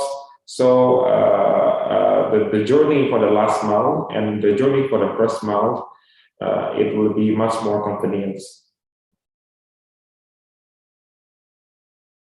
And then we also do the automatic things like we improve the tap on bus system. This is part of the cashless payment. And then the process for the internal applications, like I just mentioned, which is a TJQ. And also we put more the passenger information display in the bus stops, and also the managing the operational fleets through our command center, where we can track the bus operations and then ensure the headway of the operation is as the operational planning. And then the pillar 3 is realizing environmentally friendly transportations and supporting accessibility for disabilities peoples. As the like the problem of the Jakarta as the urban area is the air pollutions. So the emissions contribution of the transportation industry is quite significant numbers. It's about 83% of the NOx is contributed by the transportation sector. So these problems actually is what brought the city of Jakarta committed to create an inclusive climate action plan for better air quality. And next slide. As the vice chair of the C40 cities, the governor of Jakarta, Mr. Anies Baswedan, is committed to transforming the cities into greener, healthier, and more prosperous place to live. And his key message here is to deliver the streets safe and accessible for everybody. And then the Jakarta air must be clean and free from the harmful emissions. And then, as part of this effort as well, the government of Jakarta is designing and implementing a ZEA or zero emission area in Kota Tua, and then we use that area as part of the trials, which we believe that this could also accelerate the use of zero emission vehicles in the city. In terms of the zero emission vehicles, we as a public transport operators in Jakarta, we also aim to transform or the needs to implement the e-buses. So we build the low emission bus roadmap here from 2022 to 2023, which is if we start from 2021 this now, we aim to implement 100 e-buses, and then we also start from 20 up to 23. We aim to convert the buses from the to convert the buses up to about 10,000 units of the e-bus in 2030, which is about 83% of the compositions. And then we also, starting from 2025, we not procure again the vehicles with what we call in 2035 we only focus to procure only the zero emission bus, and then to achieve this, basically, we also collaborate with the like fleet operators and some of the businesses to accelerate the shift of e-buses, and we hope that this will be reduce emissions in our cities. In addition to the emissions platform, the Jakarta is also promote the bike programs, which is we call as Jakarta Ramah Bersepeda. And then as part of it, we also design the stops facilities with the bike rack facilities. And in some buses, we also put some bike rack there in front of the wheel. And then we also support the accessibility for elderly and disabled through the using of the bus low entry, and then priority seats. And there is a special Transjakarta Cares to serve the elderly people. And then the last one, which is related to the SDG 11, is to realizing affordable transportation costs for the communities. So what is this proposed? Actually, this is the governor regulations number 133 year 2018. Through these regulations, we provide 15 free services to serve the communities. So these 15 services, this include this category of the 15 free services. This is include such as the public servants, and then the students, and then in also like the elderly peoples, and then disabled peoples, and then some of the poor communities which they cannot afford to buy the tickets, etc. So we provide them the free services. That's all the presentation from us from Transjakarta. Thank you so much. Okay, thank you so much, Mr. Aditya Nugroho, for sharing the KR Jakarta's best practices on its transport programs, in particular on implementing a bus transport fleet program. As you have seen earlier, our presenters discuss solutions in infrastructures, such as incorporating weathering steel bridges, and then policies and programs on integrating various stakeholders, such as the informal sector, and promoting public transit, non-motorized transport, and advancing sustainable urban transport. So we look forward to the progress of these programs as contributions to fulfilling the SDGs and the respective climate commitments of each country.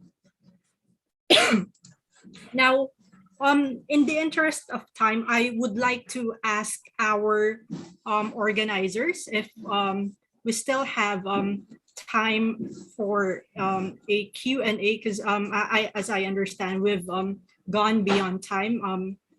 An alternative could be we can send any questions or clarifications via email to our speakers. I think we can take 1 or 2 questions. It's there in the Okay. Q&A. Okay, thank you so much. Okay, I'm not going to reiterate questions that have been already answered in the chat box. Rather, I would like to raise to our speakers. So in relation to the programs or the principles that you have discussed what were the key challenges or roadblocks? So for Ms. Asfia, this is in relation to incorporating weather steel bridges.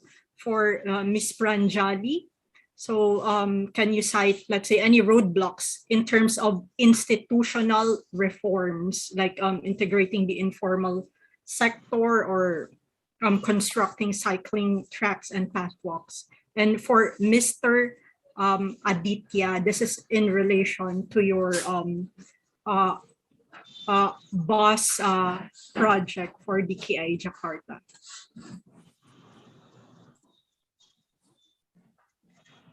Sure. So Ms. Asfi, can you or Ms. Pranjali, can you go first? Sure, I'll let. Yeah, so I think the biggest roadblock we faced when I was working on the street design in Pune. I think people used to ask, like, you are reducing the space of private vehicles and giving it to the walking and cycling. People don't walk so much, etc. So I think that was the biggest resistance we faced. So what we did on one of the street, we just did not even like 100 meters, just 50 meters of sample street. To show them like how it will look like. And then people started, it got a lot of good feedback from the media and the decision makers and the politicians. And then I think it went comparatively smoothly. Like, people understood that it's not just about reducing space from this or that, but it's also giving or facilitating pedestrians and also giving them good public spaces. So that was the one thing we faced during the street design. And as a common question any city asks when we talk about increasing walking and cycling spaces.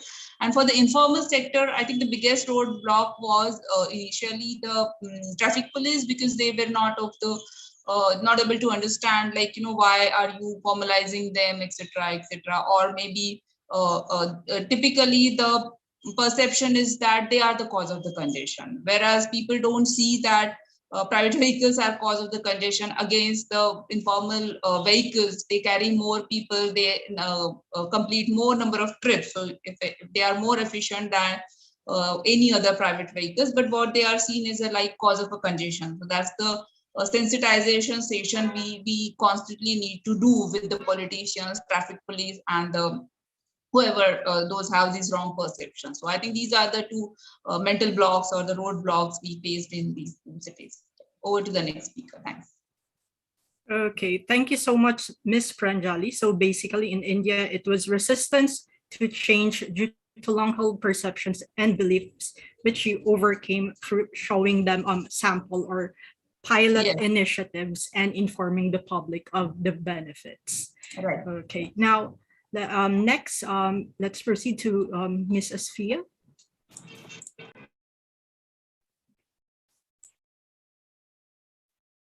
So I think the challenges in using sustainable technology is maybe the materials is not available not readily available. Also, there is a we need to transfer the technology to we need to build an in-house capacity here, and also I think we need to be aware of this the sustain, because yes, as Ms. Pranjali has been saying that there is a resistance to change. So everywhere when we are so used to some of the conventional method, people actually don't want to welcome the new method. So we need to have I think like this seminar, we have to do workshop or seminar for knowledge sharing, so that everyone can aware and we can build an in-house capacity, and we need a long-term goal to do this in this reason. Thank you. Okay, thank you so much, Ms. Asfia. So in your case, you've encountered lack of availability of the materials to implement your infrastructure projects, as well as transporting the technology. And one of the means that you've overcame this is through engaging the public. Well, of course, apart from resistance to change, you've also engaged the public through workshops to increase their awareness about the benefits of this technology against the conventional technology. Okay. So, Mr. Aditya, please go ahead.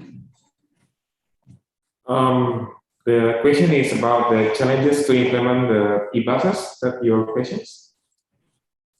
Yes. You mean the EV buses in Jakarta? Yes. Yes. Okay. Maybe the current challenges is related to, let's say, for example, the charging infrastructures. At the moment, we don't have such regulations to govern the technical standards of the charging infrastructures in, especially in Indonesia. And then we also, I mean, the concerns, because we don't have these technical standards about the charging infrastructures, we quite concerns about the, it will develop the, what we call is a isolated standards lacking interoperability. And we also concerns about the regulations in pertaining to the EV vehicles.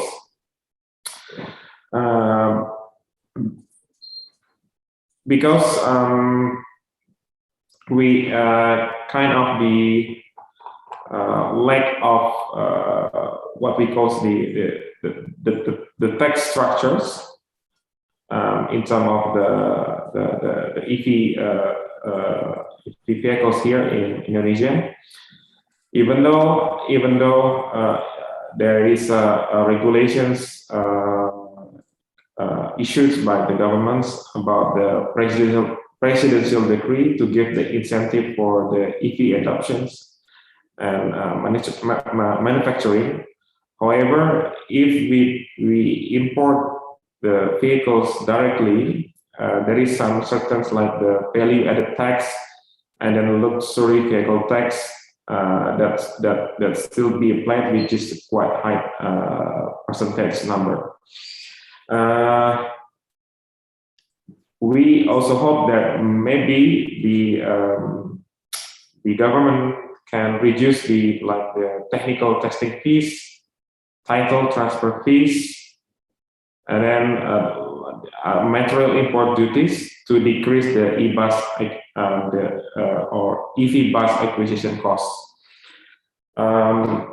Maybe it's like example, like in the Norway, they eliminated the purchase and import taxes for EV, and also they also reducing the fees for EV registrations.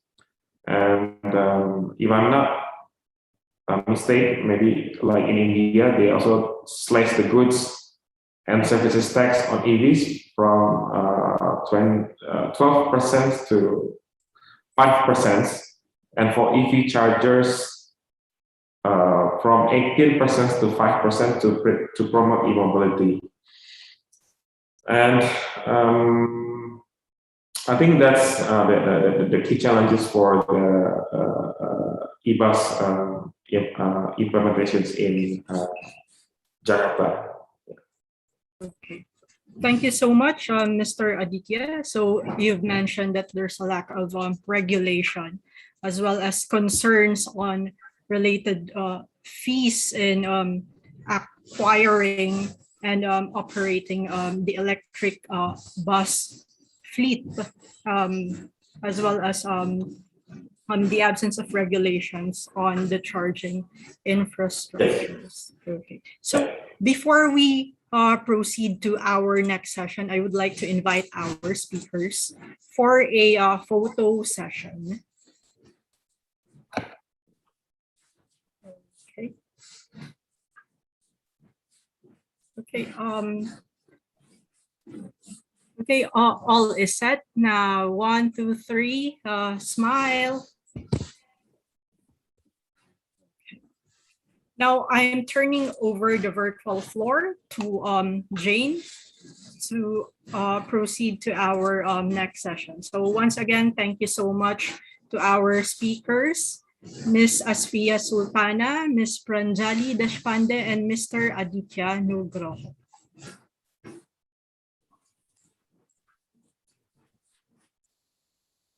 Well, I'm on mute. Thank you very much, Nikki, and to our speakers for conveying clear messages and knowledge on sustainable urban transport. And of course, to our participants who's been very active in sending out their questions and clarifications. So jumping on to another important sector, let me call on Ms. Bedo Shuti Sadukan, an esteemed colleague from ICLEI Local Government for Sustainability in Southeast Asia, to moderate our session on urban water management.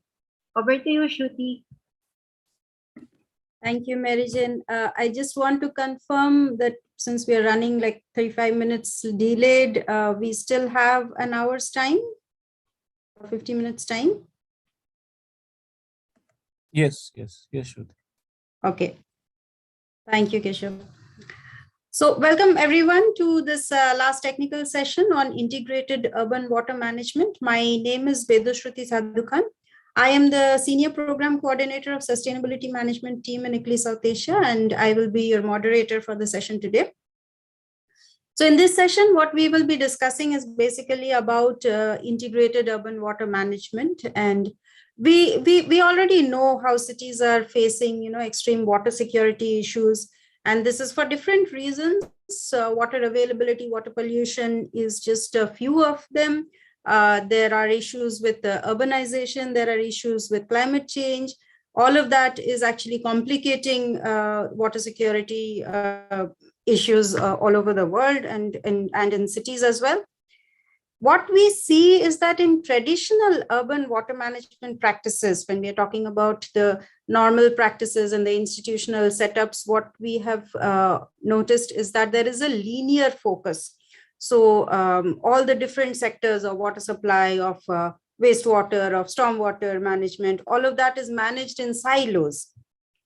And there is rarely any integration between the different sectors.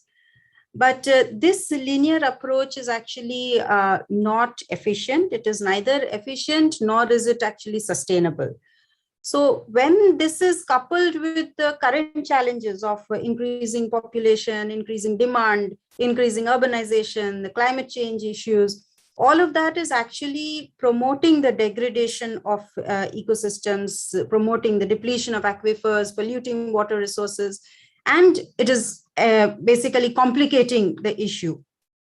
So now what many policymakers and water managers are recognizing is that there is a need for an integrated and adaptive, a coordinated and a participatory approach for water management. And this is what is desirable for sustainability when we are talking about water management.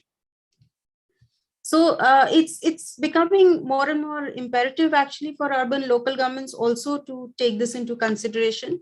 They need to start thinking about the interlinkages of water sector, the different allied sectors of stormwater, of wastewater, and how they can manage all of them together. So in an integrated and a coordinated manner, using resources more efficiently, using resources more sustainably. And they also actually need to take into account the current and future climate scenarios, because that is a major factor which is impacting on the water resources availability nowadays. And what they also need to think about is the relationships that cities have with peri-urban areas and surrounding areas, because water is not actually limited to the city boundaries. It is a transboundary issue. And not just with cities, it is actually shared between countries as well. So it needs to be, the management needs to be integrated. And this is what we will be discussing today for the next 50 minutes or so. We will be hearing some case studies, and we have 3 very distinguished speakers from Malaysia, Sri Lanka, and Bhutan. And I will request the participants to please put in your questions in the Q&A box. If you put it in the chat box, it might get lost because it keeps on coming. So please put your question answer in the Q&A box. And I would also request the speakers to please try to limit your inputs to maybe 10 or 12 minutes in the initial stage so that we can have a little bit of interaction and interactive question answer at the end of the session. So I'll introduce our speakers as we go. We have with us today, the first speaker is Dr. Asnor Muizan bin Haji Ishaq. He is the Chief Section Expert and Technical Advisory from the Department of Irrigation and Drainage in the Government of Malaysia. And he will be taking us through some of the good practices in Malaysia regarding IUWM. Dr. Ishaq, the floor is yours. I think I will introduce the different speakers as they speak. So Dr. Ishaq, if you would like to present your points.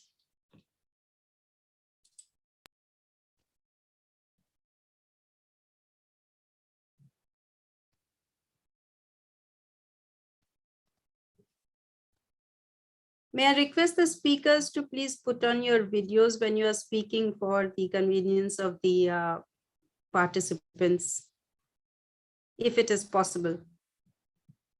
Okay, can you see my slide? Yes, yes, sir, we can see you. Mr. Mundre,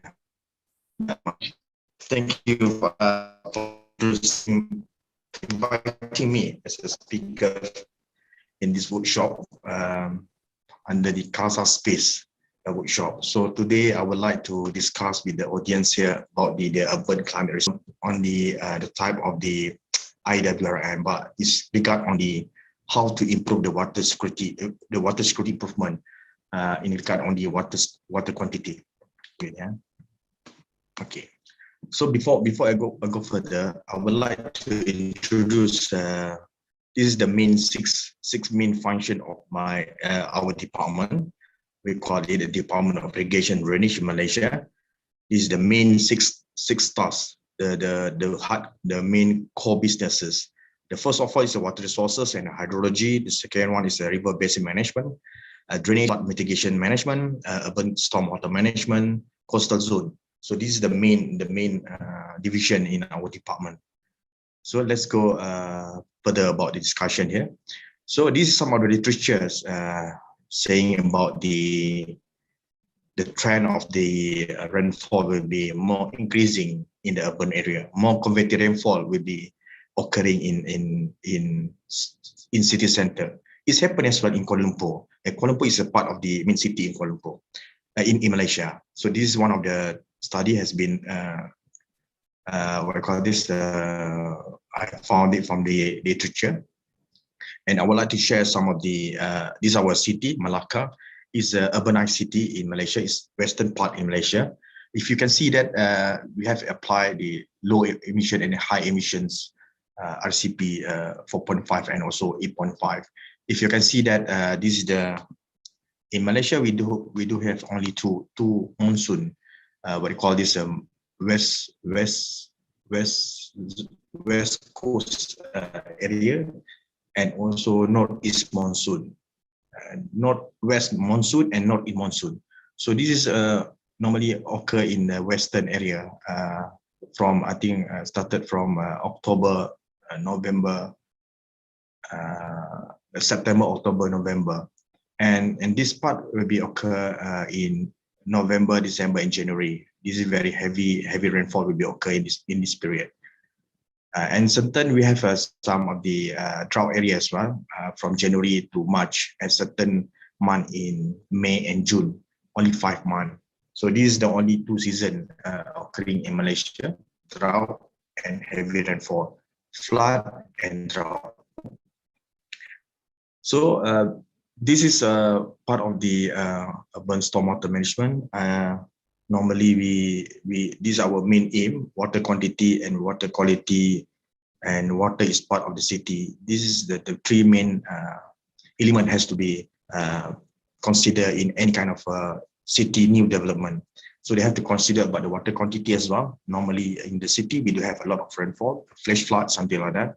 And water quality, yeah, this is the normally occur in city center area. Same thing in Kuala Lumpur. We have a problem in terms of the water quality as well. And also we have to consider what is part of the city because Kuala Lumpur is very, very small city and we have lack of the storages, spaces to capture a lot of rainfall for our future storages. But you have to consider what is part of the city as well. The same thing to human being, yeah, and also for the environment as well, because almost 70% part of the Earth from our planet covered by water, and for ourselves as well, almost 70% our body is covered by water as well. So we have to consider water is very important in any kind of new city development. Okay, so I would like to stress, and I'm not really talking about more about the water security improvement, starting from the enabling factors, water security improvement. I think everybody already understand about this. First of all, we have to understand about the financial. This is what's the difference between water security and also IWRM. IWRM is very broad issues. People are saying a lot of about the management, water governance, and so on. A lot of issues has been covered in that IWRM. And also people keep discussing about the failure of the implementation of IWRM. Because integrated water resource management, for example, in Malaysia, water is a city subject. It's not under our main from the federal itself. So we have two government in Malaysia. One is a federal in Putrajaya. The other one is state level. So they have their own government as well. So this state government, they have the water is really 100%. Policy under the state government, so they have to cover their requirement, the security of their self as well. So this is the problem. So it's very difficult to integrate the water resource management with the state government. So we have to consider all the requirement from the state.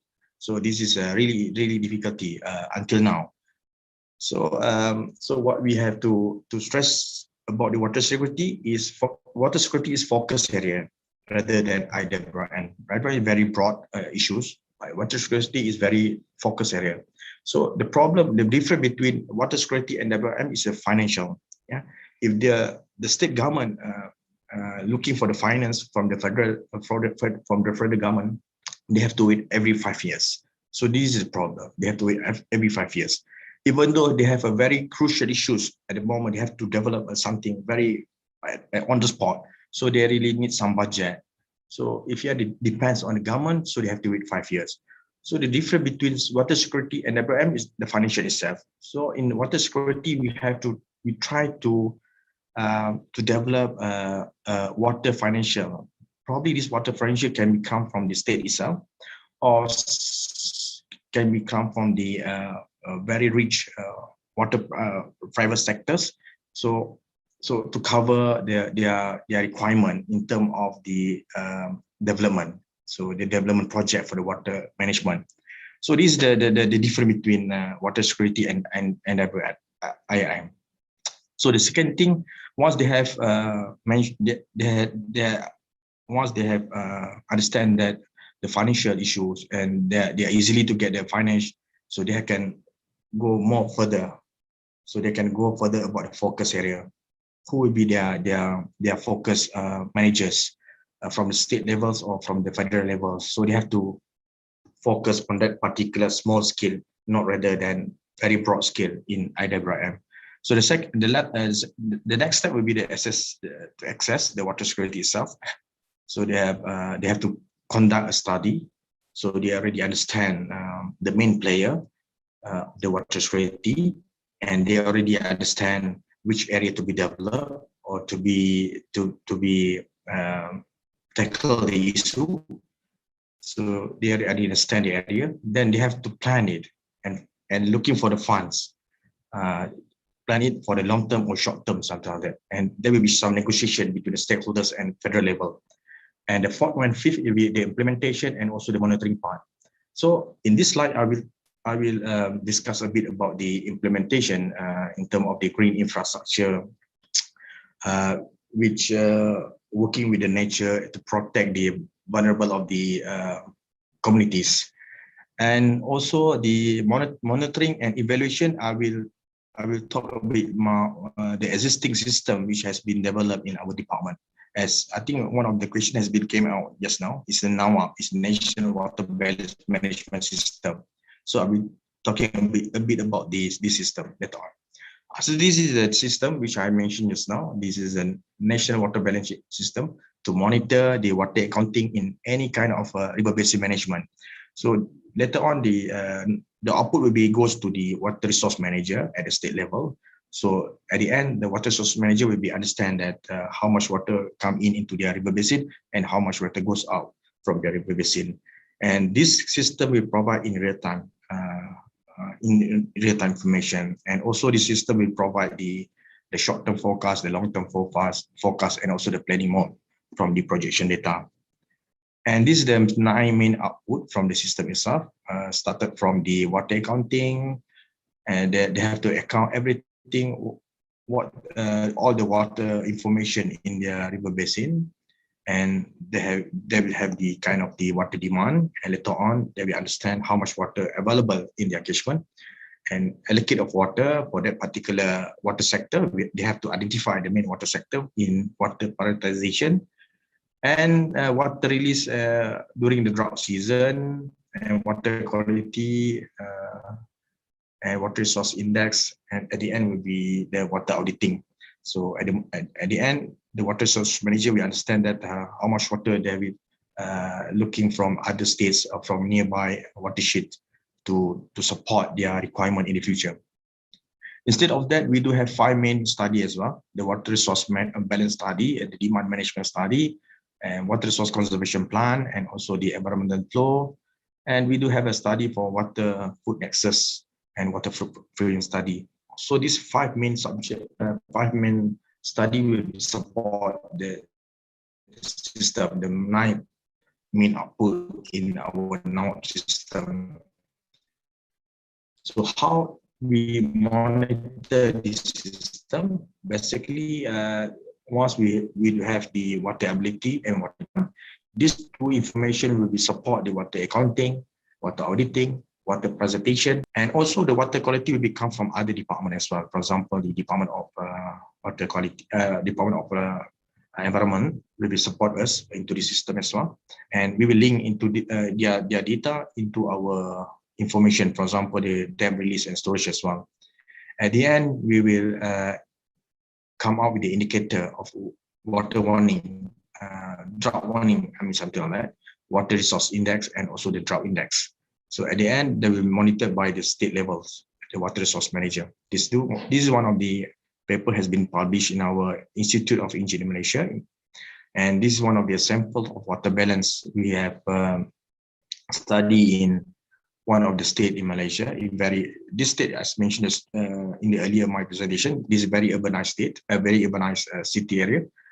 We have study everything about the water balance, and we found that this city always deficit about 380 million liter per day. Every day they are deficit almost 380.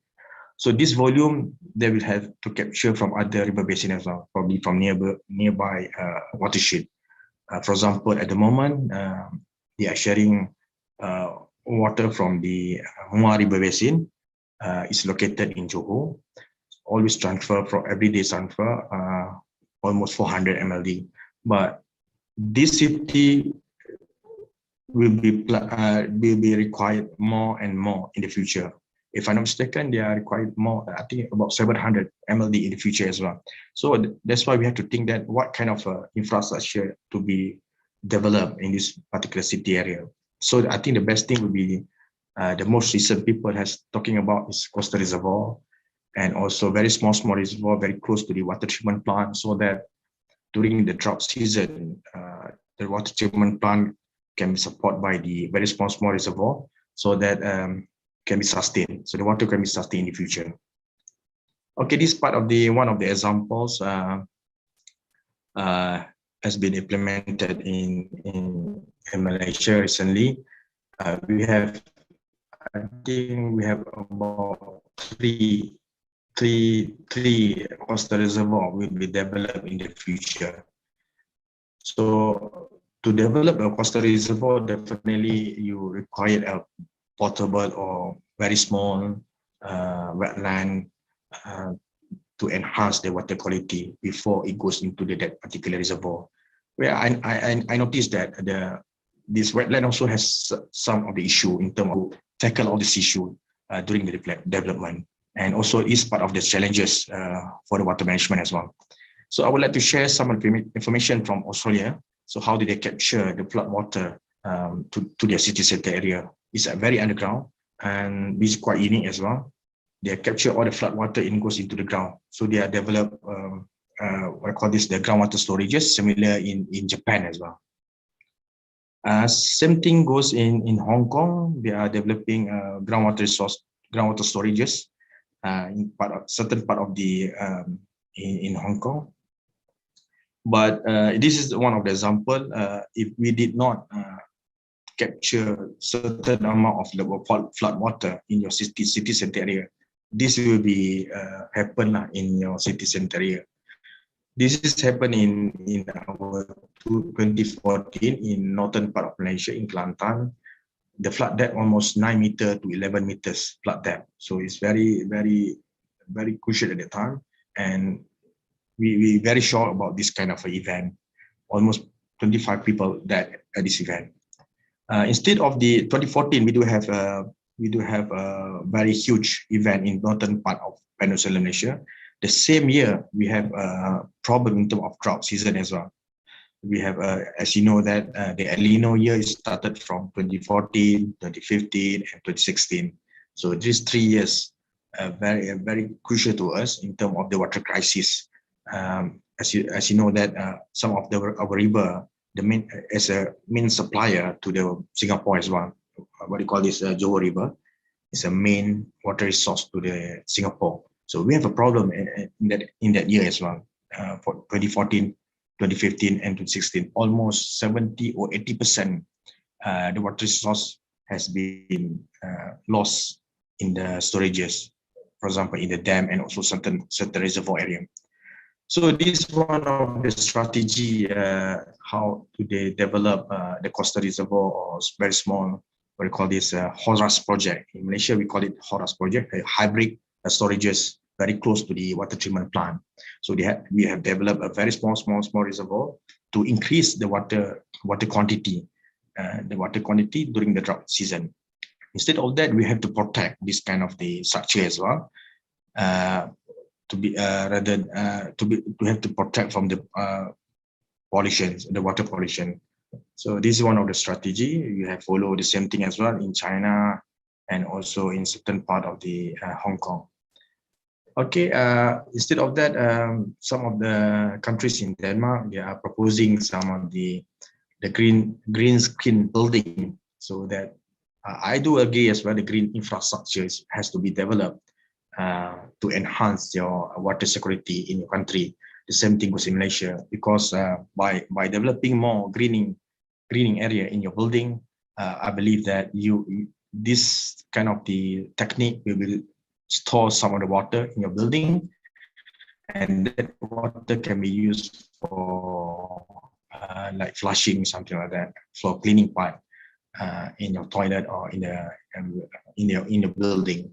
So it's very good approach, and also people are talking about this, what I call it, sponge building in China, if I'm not mistaken.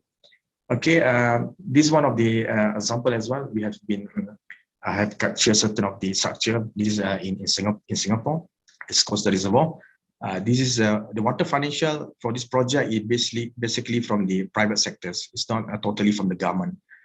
So the contractor, I believe that the contractor will be.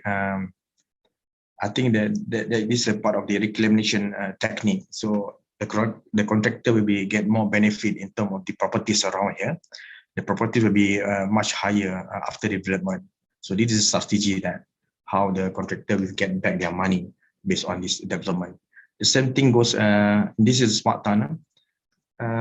Here I would like to comment about the water pollution as well, because in Malaysia this is not considered as a non-point source, but I think this is the best thing in future. We have to consider road as a point sources, because we understand that in Malaysia, if we calculate the volume water from the highway or any kind of road in Malaysia, we do have almost 10 million cubic meter in a year. If the average rainfall is 2940, so when I calculate that, we do have almost 10 million cubic meter 1 year. So imagine how many years we have a case of the heavy rainfall in Malaysia. So I believe that this part of the can be considered as a point sources in the future for the water quality. And these are some of the examples in Japan. I can share with you. And Sultana project, we diverting the channeling the water from the upper stream to the downstream, and this is the volume. Yeah, and you can see that after 2017, the volume keep increasing, 11 MCM until 25 MCM. So this water can be used to the very close water treatment plant. For example, in Ampang, the water requirement in Ampang only 20 mld. So we do have almost 25 MCM. So this can be part of the additional water in very close at the very close water treatment plant. This is in the case of the in Kuala Lumpur. So I have mentioned about the importance of the three elements in any kind of city development. For example, water quantity, water quality, and we have to consider water as part of the city as well. So one we have considered these three main elements in the city. So this is the conclusion of my presentation. So once we have developed, we have to redesign the city so that the city can be more sustained to opposing the future climate change. Not only that, probably the city can be creating more green habitat in that particular area. For example, people can live more in that particular area in the city, which has been mentioned by certain presentation this morning. People in the future, people will stay in the city area rather than in countryside. So that I will end my question, and thank you very much to the moderator. With that, thank you. Hello. Thank you so much, sir. Thank you very much for this wonderful presentation. I think you explained some really nice initiatives that you have taken. Are you there? Can everybody hear me? Yes, Shruti, Hello? we can hear you. We can hear you, Shruti. Okay, I think maybe Dr. Ishaq is unable to hear me. In any case, thank you very much, sir. Yeah, for I'm this listening. wonderful Yeah, I can hear you. Yes, okay. Okay, good. Before we move on to questions, I do have some questions actually, but I will hold on till we complete the presentations from the other speakers as well. We will move on to our next speaker. Just wanting to remind our participants that please do feel free to put in questions in the Q&A box. Our next speaker is Mr. Rohan Kure. He is the Risk Information Management Consultant from UNDP in Sri Lanka. And he will be talking about the water management situation in Sri Lanka. Mr. Kure, the floor is yours. Thank you. I think it's a very interesting topic, and it's a very timely initiative. I was being well, I don't have a particular presentation, but I'll speak because with the interest of time, and I'll speak, and I want to thank you for ICA LEI for inviting me as a panelist for this session. So, well, please also remember that the opinions that I've been given and in this session is not from my own agency, but because I'm working in different parts of the world. I have working in Sri Lanka as well as Africa, working at the moment I'm working for Solomon Islands as well, in different terms. Well, when I'm listening to the integrated urban water management, well, we all know the issue. We all know the issue. Everybody speaks the issue, but let me take a classical example from Sri Lanka. I'll take Colombo city, which is the central, which was the capital of Sri Lanka earlier. Now it's become the commercial capital. But I'll take Colombo city as a talking point to help you to understand how integrated water management could impact on urban life. So that would be my topic of interest. So if I speak, I heard a lot about integrated urban water management. When we speak about integrated urban water management, we always speak two main components. One is wastewater management, and the other one is stormwater management. So those are the two basic components that we were looking at. But in the same time, I'm bringing in the other major component, that is the fresh water, because that's why I'm taking a Colombo as an example, because we always look, when it comes to urban water management, we always look at the stormwater management and also the wastewater management and supply of quality, safe drinking water for the residents of the city. So those are the two area that I'm going to. Now, I'm not going to speak about how we are going to achieve integrated water management, but I'll give an example what we have achieved in Sri Lanka. Now, Colombo is historically built on a marshland, on a wetland. So if you look at most of the cities in the early ages, that those are closer to the water or river outfalls. So Colombo also built upon a river outfall, and it's also built on a marshland by the Portuguese in 1500s. So since then, it was evolved to a city where people are connected from all over the country. So, but we do have the same issues that we have faced centuries ago. Now, for an example, we had floods in 1900, almost 100 years ago. And we had a flood in 2011, which is also affected and inundated the Parliament complex in Sri Lanka. So everything was completely disturbed for a few days in 2011. So that means that the cities are also not weatherproof. They are not climate proof. They are not smart as we all speaks here. These are the things that we need to make, because we are still looking for solutions for the age-old questions.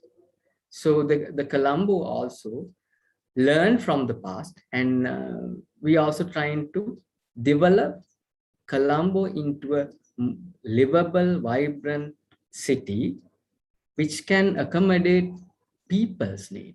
So it's people's oriented city that we are looking at. So it's also, of course, water is the main part of it. So without water, you may not, the life doesn't support well. So it's a lifeline. Water is a lifeline.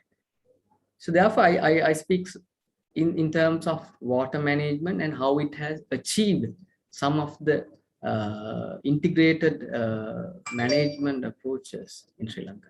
Now, Colombo is accredited as a Ramsar wetland city in 2018. So if you go to Ramsar wetland And Colombo city is it is the only city in South Asia that has been accredited by Ramsar as a wetland city. So how we have achieved this is more important than speaking about individual solutions, because will shows how it has been integrated. What is the integrated approach that has been resulted Colombo to become a Ramsar wetland city? There are only 18 cities in the world has been accredited by Ramsar convention. So therefore, you need to understand how we have achieved this result. Because at the end of the day, becoming a Ramsar is a global recognition. So that's something. But in the same time, are we achieved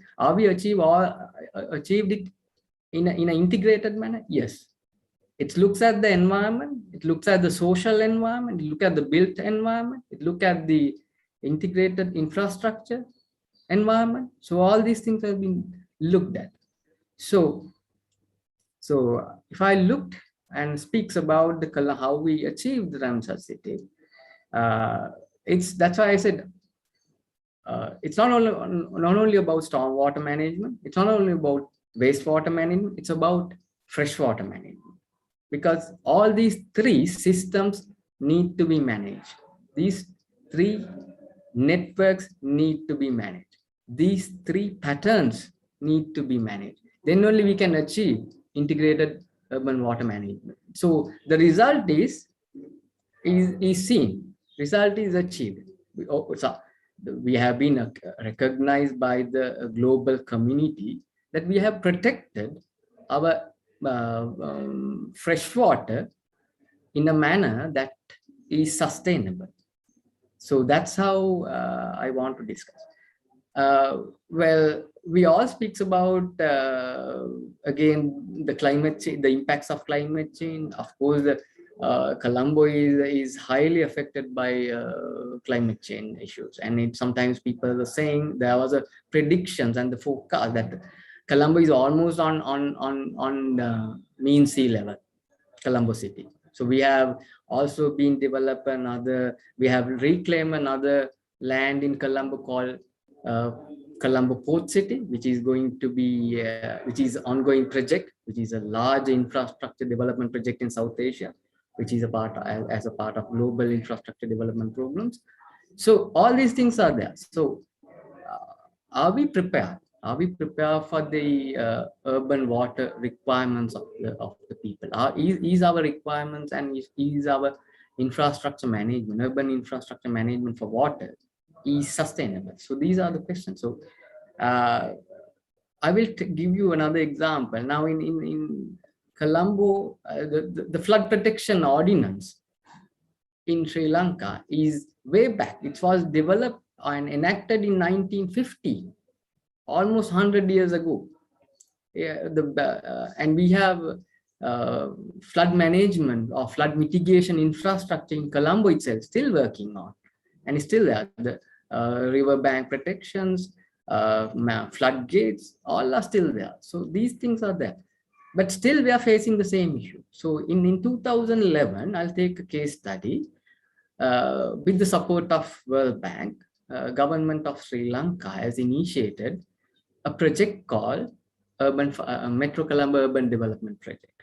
So this project has two major components. One is stormwater management and flood mitigation, and the other one is beautification and creating Colombo as a livable, vibrant space for its residents.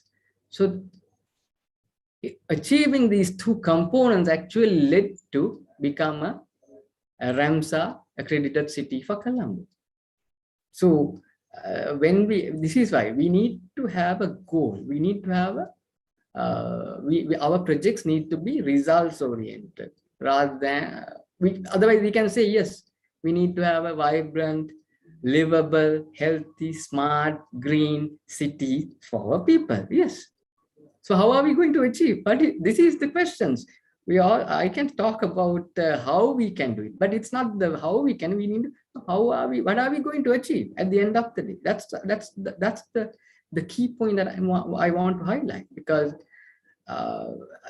we are closing to 2030. SDG goals are closing in. We have almost like 9 years. Are we achieving?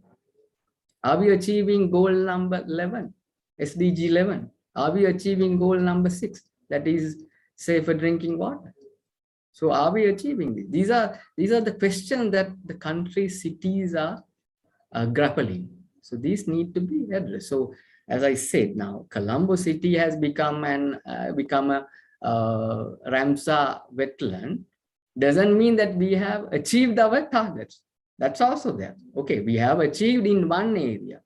Yes, that is in terms of environment conservation, in terms of biodiversity conservation, in terms of climate change adaptation and mitigation. Yes, we have achieved to a certain level. That doesn't mean that we have achieved all the other components of urban area. So these are need to be discussed. So, but you will again and again start thinking, okay, to do this you need fund, you need political will. Those things also need to be looked at. So most of the city level urban integrated water management programs need to have funds, need to have political commitment, and we need to have integrated approach.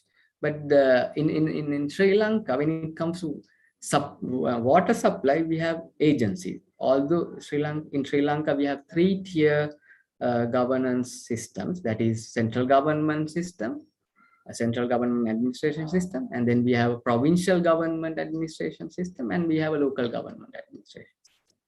So all these 3 have a different role to play when it comes to provide water and sanitation to the people in their jurisdiction. So these also being discussed. We have a community rural water supply department, which is providing and coordinating and implementing community water supply projects. But when I'm speaking about these departments, now these are departments working their own silos. That's also another point that we need to. We work in, as you very rightly said, we are working in linear processes or vertical linear processes. Actually, it should be a vertical linear processes.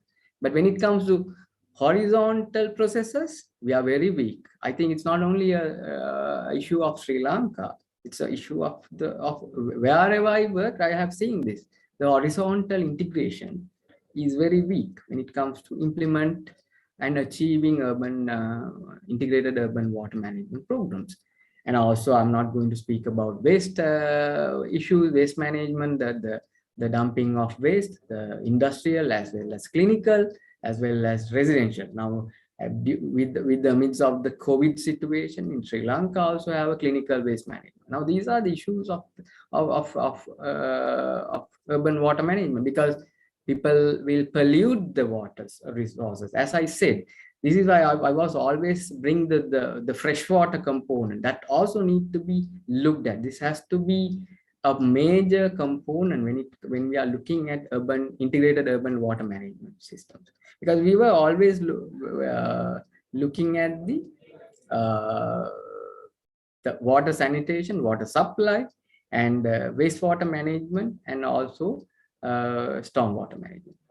And there is other issue in this part of the world, that when we are working on we'll take an example. When we are developing a road, constructing a road, or rehabilitation of roads, so there is either side of the roads has to have gutters.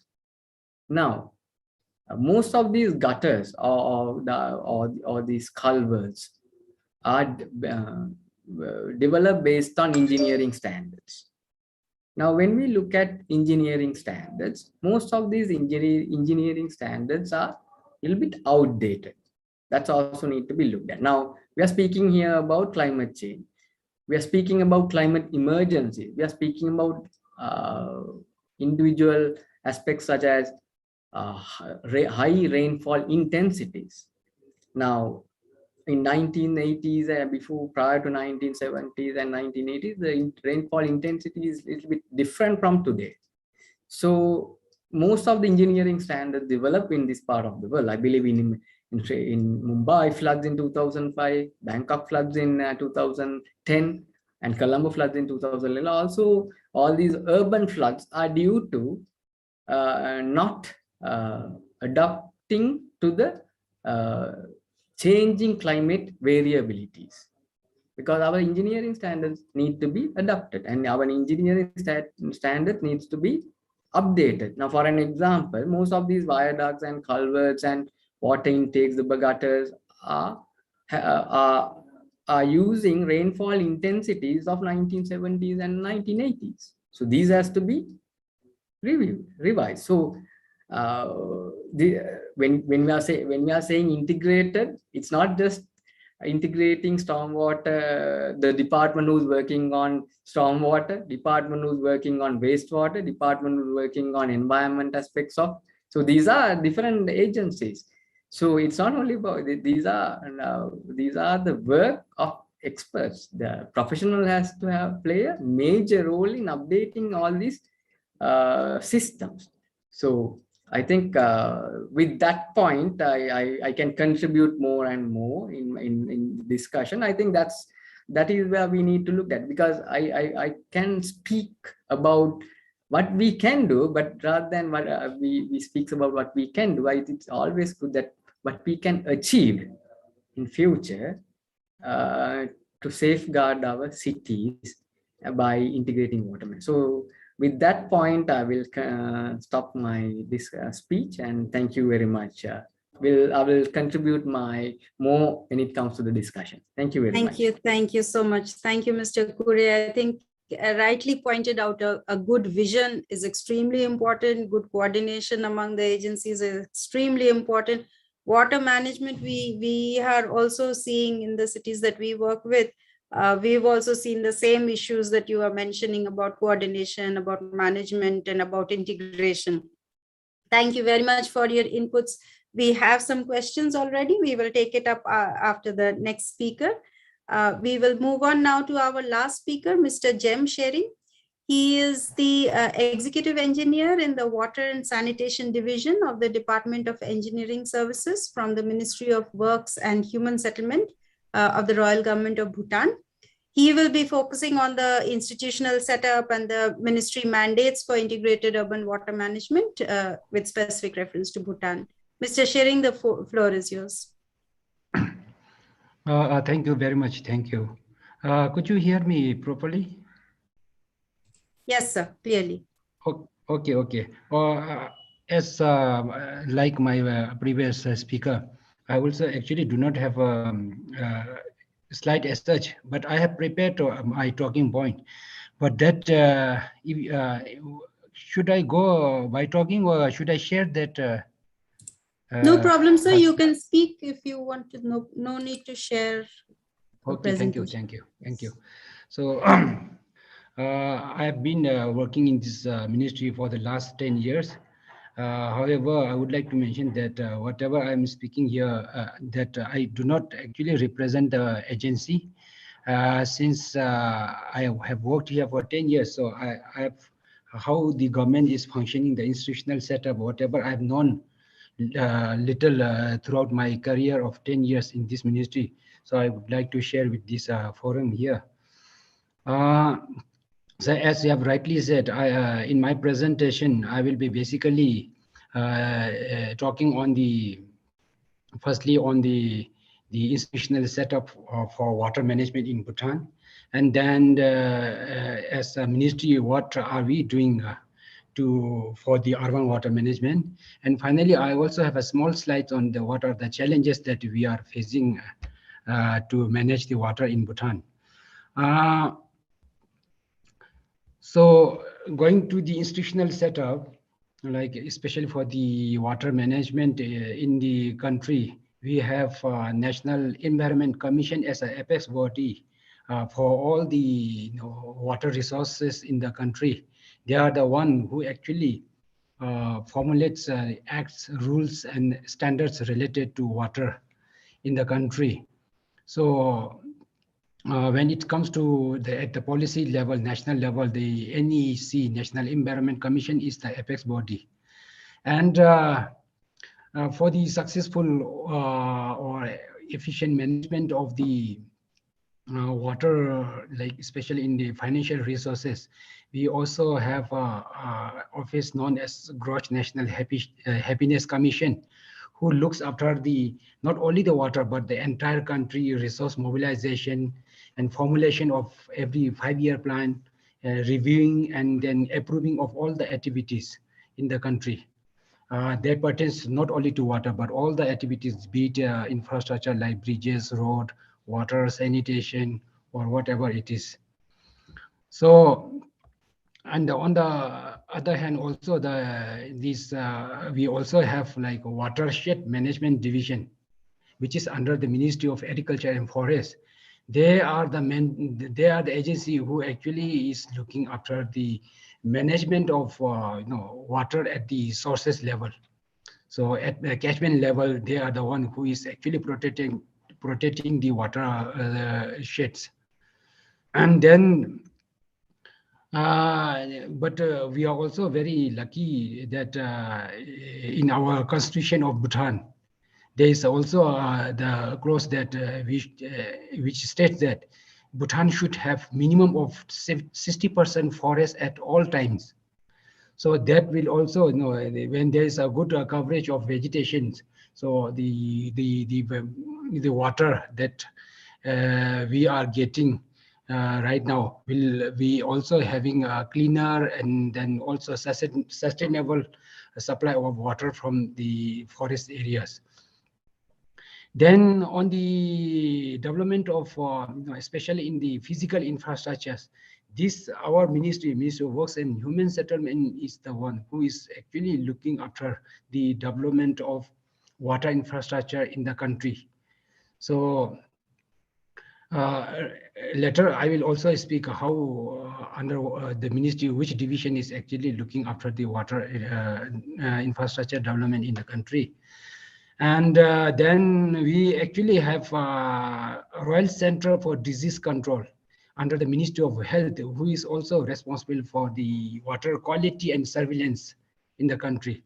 So they are the one actually who is monitoring the quality at the consumer point or at the basin level or at the water source, whether that water is fit for drinking or not. Then wherever there is problem with getting the water by gravity sources, we actually look for the underground water. So for that, actually, we have Department of Geology and Mines, who is actually has the expertise and the mandate to carry out the underground water studies. And then from maybe like a few years ago, we also have active participation of especially the private and NGOs in the urban water management in some of the towns. They are basically working on the DBOT basis, like design, build, operate, and transfer, especially for the water treatment plants. They actually come with the design, then they also construct, then operate it for maybe like 4 to 5 years, and then build the capacity of the client, and then later transfer the infrastructure to the client. Then in the especially for the recent COVID time, the NGOs and privates are taking especially active role in setting up wash stations in all these, especially in towns, institutions, and public places. And coming to the the role of this ministry, under this Ministry of Works and Human Settlement, there is a division called Water and Sanitation Division, which is under the Department of Engineering Services. So the main mandate of this Water and Sanitation Division is to develop policies related to water, develop guidelines, although acts and all things will be developed by National Environment Commission, but we are the one who are the actually, which is called as competent authority, who is actually implementing in collaboration with the local government. Then we also provide technical support, backstopping to all the districts in the country, especially for the district municipalities. And then we have a bigger 4 cities in the country, which is called Chomde. And wherever they require our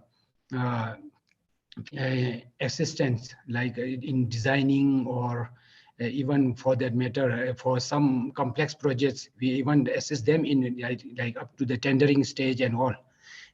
And then later work with closely with them in the construction stage by monitoring and giving timely technical advices.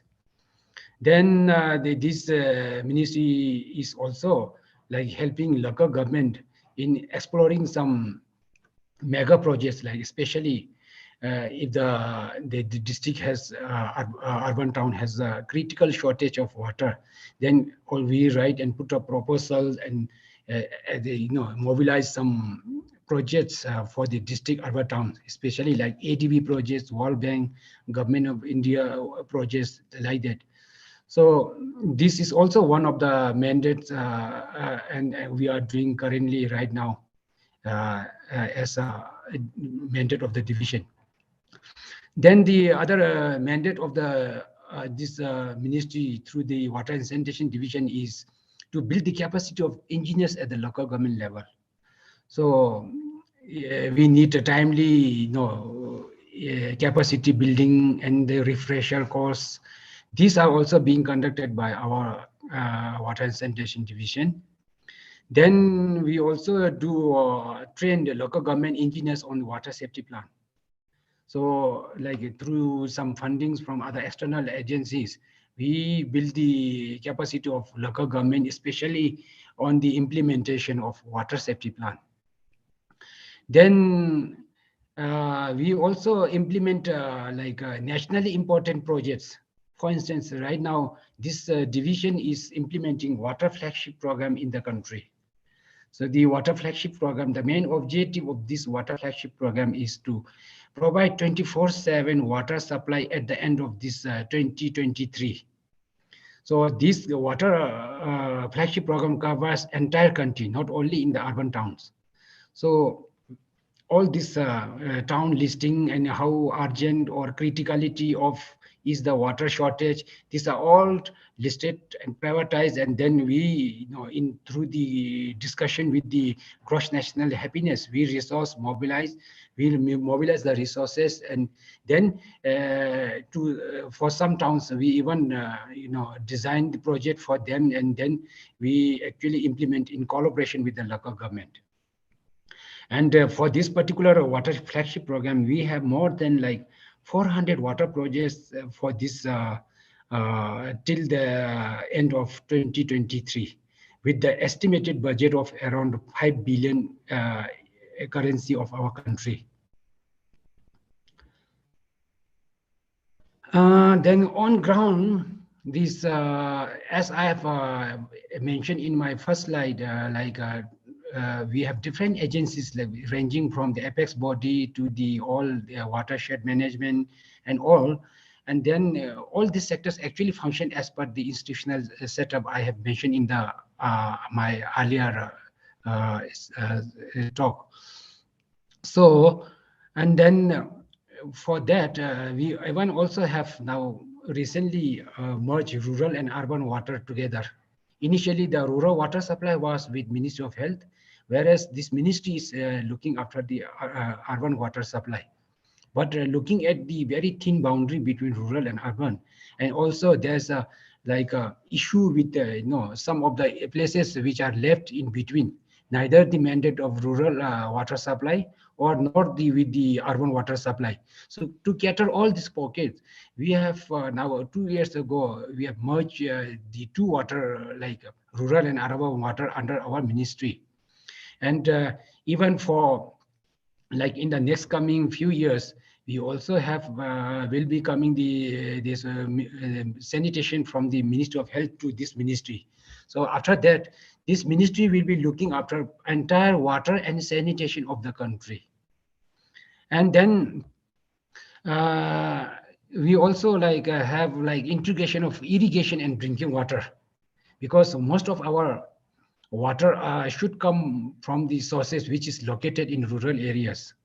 So unless it is integrated with some irrigation, because people feel that there is a requirement of water for irrigation, and then there's a resistance to share water for drinking water, especially taking water to the urban areas. So in future, to solve all these issues, this ministry, especially our Department of Engineering Services, the Water and Sanitation Division, is also proposing for independent water agency, which will take care of the water, as mentioned by earlier speaker, like wastewater, then water, drinking water, and irrigation together. So after integration of these three, especially we will have a integrated implementation of water without any problem on the ground. So these are the actually proposal that came by studying the situation on the ground. So if all goes well, then we will be having a independent water body after a few years. So these are actually on ground how we are, implementing plans and programs on the ground. And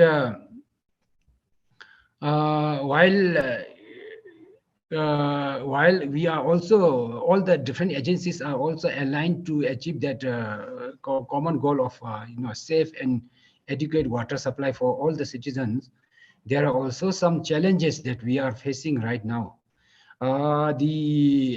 Not only Bhutan, but I think globally, this climate change and the drying water sources is one of the main issues in our country. Earlier, where there is enough water, nowadays, especially in rural areas, most of our water sources are from streams and springs. And these springs and streams have been known. Now we have seen there's a drastic drying up of water sources because of climate changes. So that's one of the challenges in our country. Another challenge, especially particularly for urban towns of Bhutan, is the fast urbanization rate rate in our country. So there is also a projection that by 2047, the urban population will be like around 58% of the total population in the country. So for that, I think even if we are not going to prepare well in terms of infrastructure and management and all, we are going to have especially serious problem for supplying enough water to the urban residents. And then, and also one of the challenges is that most of our places or houses are located on the hilly areas, whereas the water is down in the valley. So if we look at some reports of the country, there is a report published that per capita water quota of the in the country. That the report says that from the report we can easily say that there is like 94,500 cubic meter of water per capita per year in our country. But if we go by that, that's totally wrong actually information, because this study is conducted in the basin level, whereas our places are on the hilly areas where we actually depend on mostly on streams and springs, where we are right now do not have any much reliable data on these things. So this particular issue is also one of the most pertaining in the country. And then another is like intensive financial resources. As I have been mentioning that our water sources for even urban towns are located far into the rural areas, where we need to spend kilometers of pipe length. So that costs investment for not only for capital, but even for operation and maintenance, which need a huge amount of fund for maintaining all these pipelines and all. And then the other issue or the challenges that we have is lack of dedicated human resource for water, especially at the local government level. Although we have engineers at the local government level, but that engineers are looking after all the projects like road construction, bridges, hospital, irrigation canal, or and we do not have a dedicated or specialized people for water at the local government level. This is also one of the pertaining issues. So as I mentioned, like by 2047, the urbanization is forecasted as 56.8% of the total population. So that will mean that we need like a stronger integration and focus on both supply management as well as demand management. Unless we do that, then there's, I think, we might feel like face a serious problem for especially water for the urban towns. And lastly, but not the least, the challenges that we face is like social issues.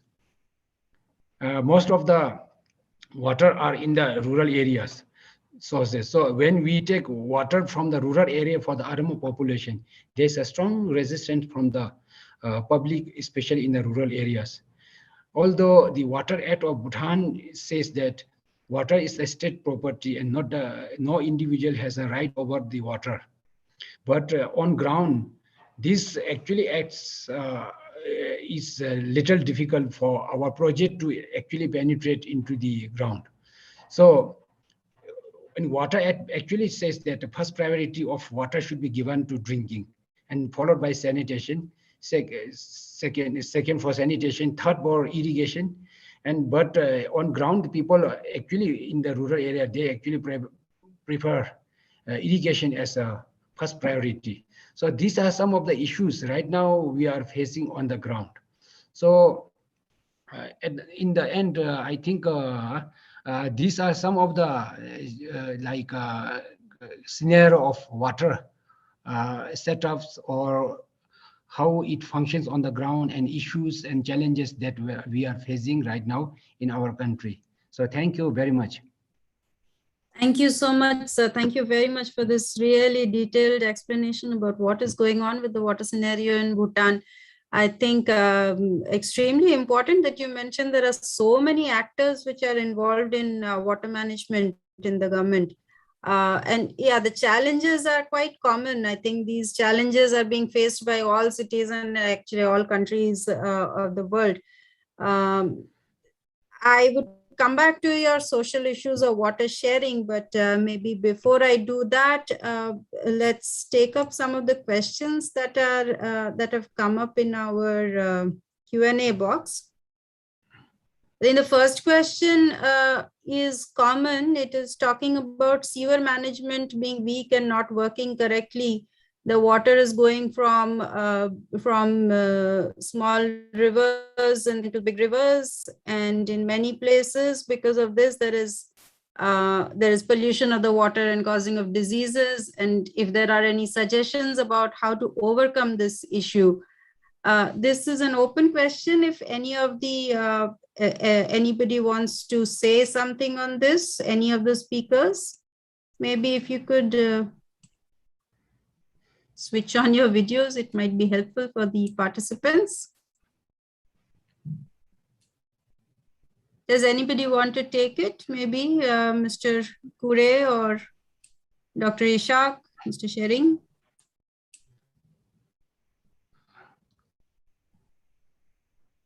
I think I would give the floor to others.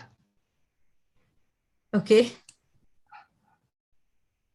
So I think, yeah, Mr. Kure, do you want to say something? Yes, can you just repeat the question again, because I have a little bit problem with the Okay, so the question was that there is pollution from the sewage. So the sewer management is an issue, and if there is any suggestion about how to overcome the water pollution caused by sewage.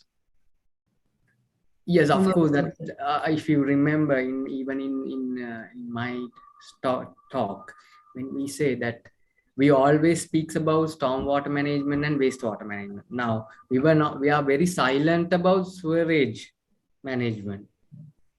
Now, for an example, now this is always very challenging in a location where the subsurface aquifer is closer to the surface. So this has to have, and there are engineering standards. One thing is you can have a water treatment and then release. You can have sewage treatment plants and then release, and there are organic way of doing it and inorganic way of doing it. So I think that's possible, but the only thing is we need to look at how we are going to use this treated sewerage, because you cannot just release to the environment, because this is an issue even in most of the cities, even in Sri Lanka, where you have your sewerage systems are colonial time, they were built in colonial times. So, and you need to bring the novel technologies and start treating these sewerage systems, and then only release to the environment and use it for, I mean, it can be used as organic fertilizer also. I mean, there are way of doing it. So best thing is we should not look at it as an leftover, or we should look at it as an opportunity to use it and reuse it for our own as a common good. So that's my way of looking at it, rather than giving a direct engineering solution, because engineering solutions are there, but it's sometimes not practical. So that's something that we need to look at it, because for an example, there are certain local authorities in Sri Lanka use waste to energy. These are all practiced, but we need to look at the cost as well as the because that's the main important issue. When it comes, we can suggest most of the engineering standard, but when it comes to a cost of production and cost of maintenance, then we may not have giving a practical solution. So yes, there are solutions. So that's my basic brief answer. Thank you. Thank you so much. Mr. Shering, would you like to highlight anything particularly from hilly regions, what can be done? Okay, thank you. As mentioned by the earlier speaker, even in our country that wastewater management is an issue in our country. So, but there is a good act and rules actually in place, which says even if you are using septic tanks or anything, what should be the BOD of the effluent coming from your septic tank, and then this should not go directly into the drains and public places.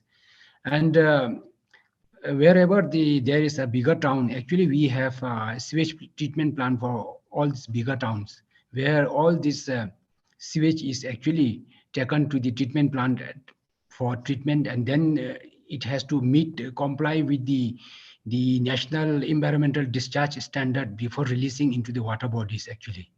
So, but somehow we lack some enforcement on the ground actually. Suppose if there is a sewage leakage, and then the wastewater is released in the public places, there is there is no strict the penalizing things on the ground. So I would say that there may be some shortcomings, especially in the context of our country.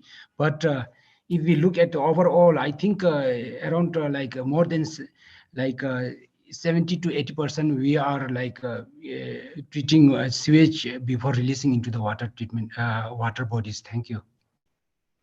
Thank you so much. Yes, I think the technical solution and the legal solutions are there everywhere. It's just the implementation is a challenge in most cases. That's where the issue lies. Okay. I think the most. Yeah, can I say something about it? Yes, sir. Of course. Yes. Okay. Thank you very much indeed.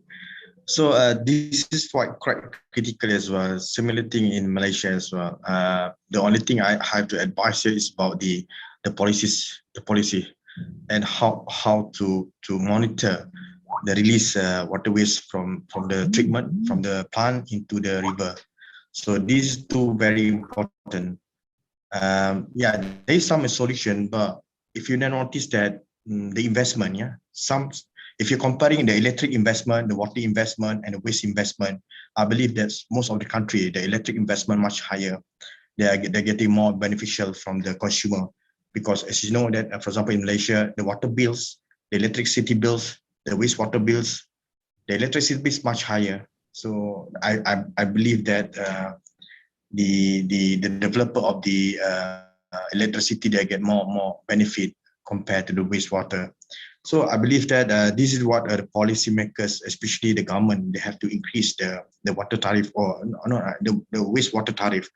They have to increase that, so that there will be more investment into the wastewater sector.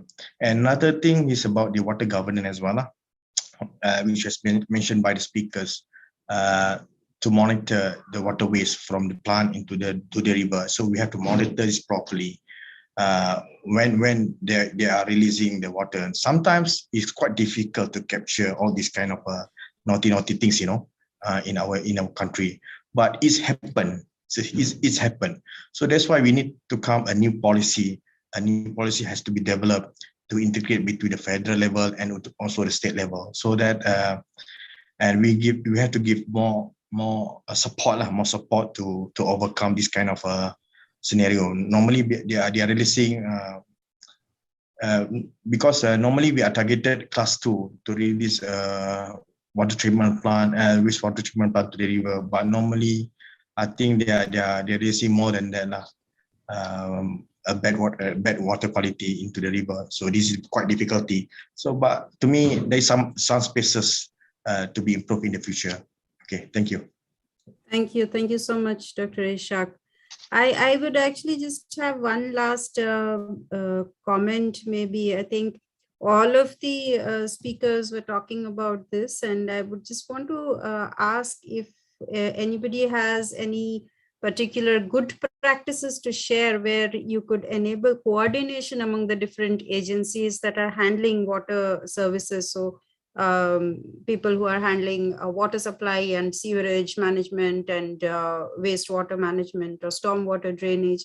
How do you manage the coordination between the different sectors? If anybody would like to just say a few points. We will need to close soon, so I would request the speakers to keep your inputs short. Can I? Yes, sir, please. Okay, thank you. Especially coordination amongst the stakeholders. One is like we actually coordinate through like gross national happiness, which is like apex body for allocation of resource to all the agencies. So this is the one where actually we try to thrash out, saying that through these agencies we try to integrate as much as possible, especially in terms of efficient use of resources and integrated effort towards the water management. And also we have in our country we have the secretariat called BWASH, Bhutan WASH cluster, where we meet sometimes even twice a year, but if not at least once a year to thrash out our issues. So that's one forum where we actually meet on board. Thank you. That's wonderful. You already have systems in place. I think Mr. Kure wants to say something. Yes, let me just bring some, when it comes to the governance and integrating, creating a platform for everybody to come and speak and how to, because this is one of the biggest point or issue in everywhere in the world. So in Sri Lanka, we have, as I said, we have three administrative structures. One is the central government structure, one is the provincial government structure, and the local government. Of course, and also we have the central government has a district level, which is more like county and a little bit similar to Indian system. We have this district level coordinating committee, district development coordinating committee, where you bring everybody and headed by a political, sometimes more like a cabinet level minister who who's geographically located in that part of the country. So he will be, by designation, he is leading the particular district development coordinating committee. So this is somewhere most of the issues are discussed. But the issue is, now after having this discussion, it has not been trickled down to the provincial or local government level. So because this is, of course, everywhere our institutional coordination mechanisms are established. I mean, we have a central government coordinating body, we have a district level coordinating body, we have a local government, but these coordinating bodies are working in isolation, or they are it's although we have policies, we have acts, we have regulation, we have guidelines, but when it comes to enforcement or implementation, this is weak. It's not about we are absence of governance mechanism. We are not absent of policies. We are not absence of regulation. We are not absence of systems. There is a gap that we cannot understand why it's not happening. It's not about funding. Sometimes it's not about technical expertise, but this is not coordinating, and therefore we have all. This is why the integrated urban water management is not a new topic. It was there for the last 100 or 200 years, where all the city planners comes and discuss these things. But still, we are trying to find a solution where we had in about 100 years ago. So I'm just saying, because this is I took a Sri Lankan Colombo example. We are trying to solve the issue which has occurred almost 100 years ago. Flooding is happening. You cannot stop. It can happen in future also. So but the way we handle things, or the way we are trying to solve this issue is still have a huge gap. So I can say we have. I'm very happy to say, oh yes, we have a system, we have a committees, we have everything.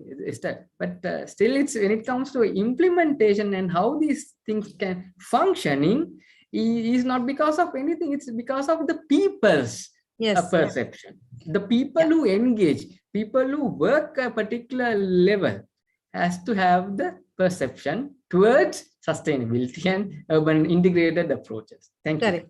Correct. Thank you so much, sir. Sir, Dr. Ishak, if you have like in 1 minute, if you can just give your comment, we really need to now close. Sorry about that. For example, in Malaysia, we do have two type of the council. One for the power, for example, the water governance, what we call this the National Water Council, which chaired by the Prime Minister. So this council will be coordinated between the state government and also the federal government. So they will keep discussing about a new policy, a new technology, a new system, something like that.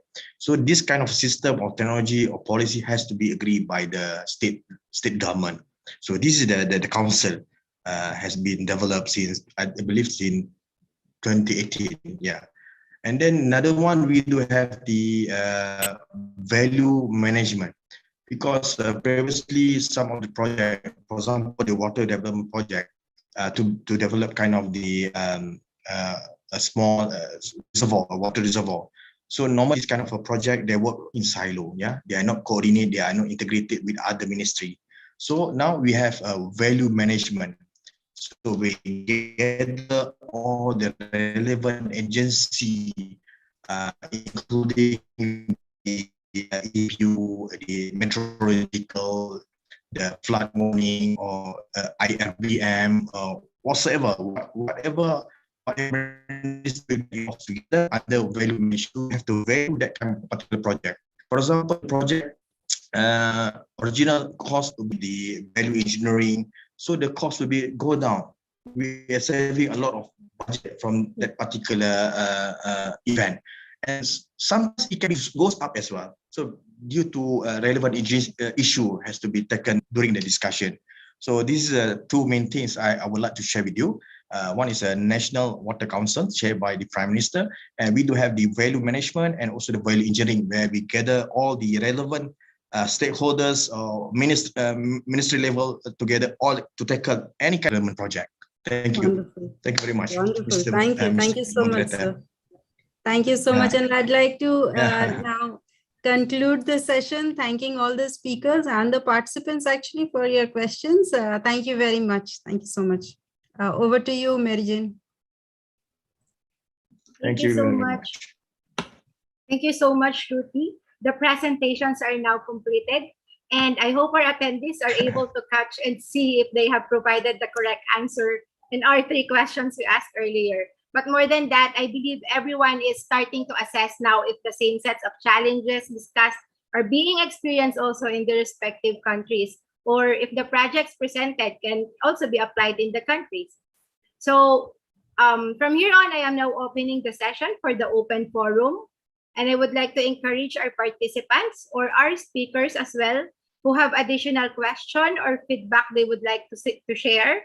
Just kindly raise your virtual hand and my colleague Keshav will provide you with access to microphone.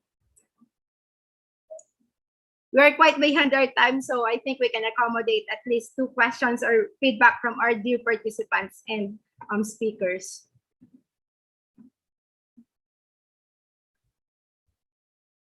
Anyone from our dear participants or speakers as well?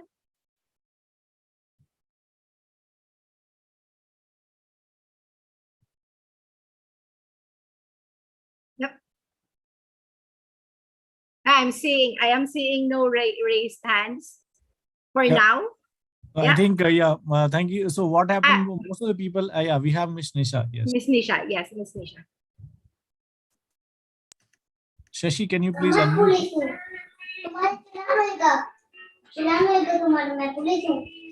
Yes, Miss Nisha, you already have, yes. Hello. Good afternoon to host and panelists whom given this opportunity to me for sharing my opinion with you all. And which type of support we can approach to government as well as other organizations who are working on it and want to overcome for it. I am volunteer working.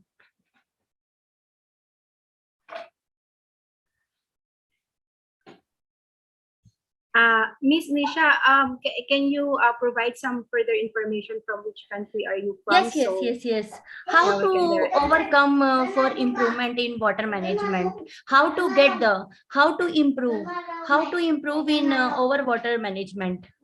Please request to suggest me because I am voluntary worker. I am working on it. I worked in many organizations. Please request to suggest me how to overcome. And how can we approach to government as well as other organizations who all are already working on it and want to overcome for it? I will be glad to join with them.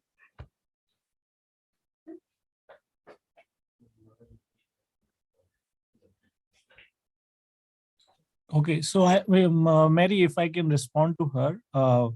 So Nisha, thank you very much for your observations and also questions. So what we will do, we will of course get back to you through email with all the details on how you can improve the overall water quality management in your areas, and also how you can do more volunteer work with supporting these cities and government through your support. So we will definitely get back to you, and then from there on we can discuss it further. In just the interest of time, we will move ahead quickly because. Thank you so much.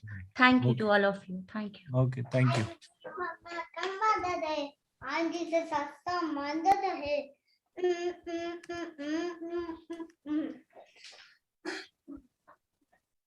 Okay. So I think Mary has lost, but anyway, may I right now request Miss Megha to share closing words, closing remarks. Thank you, Keshav. Firstly, thank you to all panelists and all audience for staying with us the full day. We had a very interesting discussion. Shashi, can you mute? Yeah. Sorry, Megha, please. It's okay, sorry. Just want to say that I think the last 3 days we have seen a very open discussion from all panelists. I think they were very clear that there were challenges and they shared their challenges and how they overcome them. And as Mary has said that maybe we can all learn from each other. And that is what is KASpaces about. We want to share experiences. We want to see how we can work together, because maybe the geographical things might be different, but I think we do face similar challenges. So let's keep working together. The national reports will be released after this webinar. So please do keep a look at our websites, ICLAI and KAS, and we'll be happy to share more.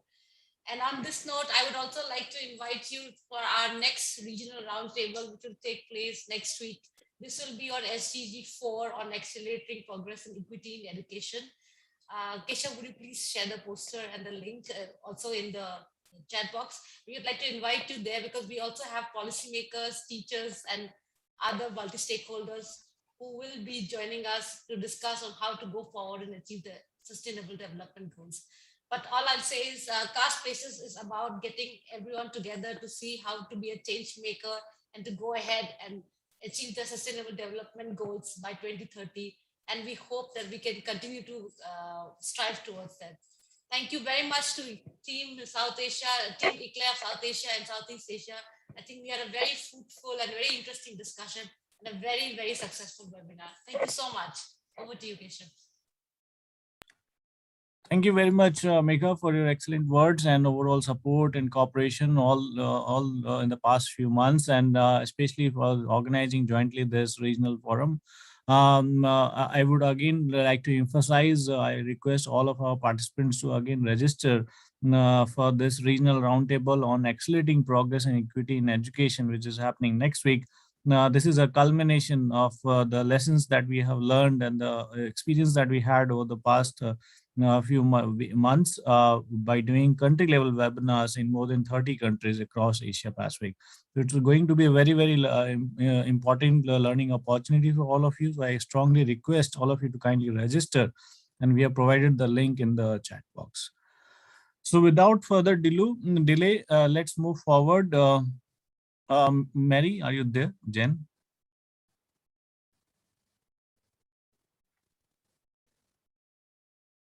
I think Mary has lost the connection. Anyway, no problem. So we would like to close the session with this statement from former United Nations Secretary General Kofi Annan, who said, "Our biggest challenge in this new century is to take an idea that seems abstract, sustainable development, and turn it into a reality for all the world's people." So this is a very important statement that has been delivered by former United Nations Secretary General, and we have to turn our ambitions, our dreams, and our approach and goals into reality. And that is only possible through our collective actions, through our collective commitment and actions, and by leaving no one behind, which is a common spirit of sustainable development goals, through which we have on the note where we started this regional conference. So with that, thank you very much again to all of us, all the partners, all the speakers and participants for your continuous support and participation in the last 3 days of this regional forum. We thank you for your great patience and actively engaging with us. And we look forward to again get back to you with the further updates. You can download all the presentations and the audio recordings through the link which we have provided in the chat box. And on that note, again, I would like to, on behalf of all the partners, I would like to also thank KASpaces, Conrad Andrew Adenauer Foundation for your support and cooperation, and also ICLAI Southeast Asia for your support and partnership to organize this regional forum. So with that, thank you very much again, all the participants and speakers, and goodbye. Take care.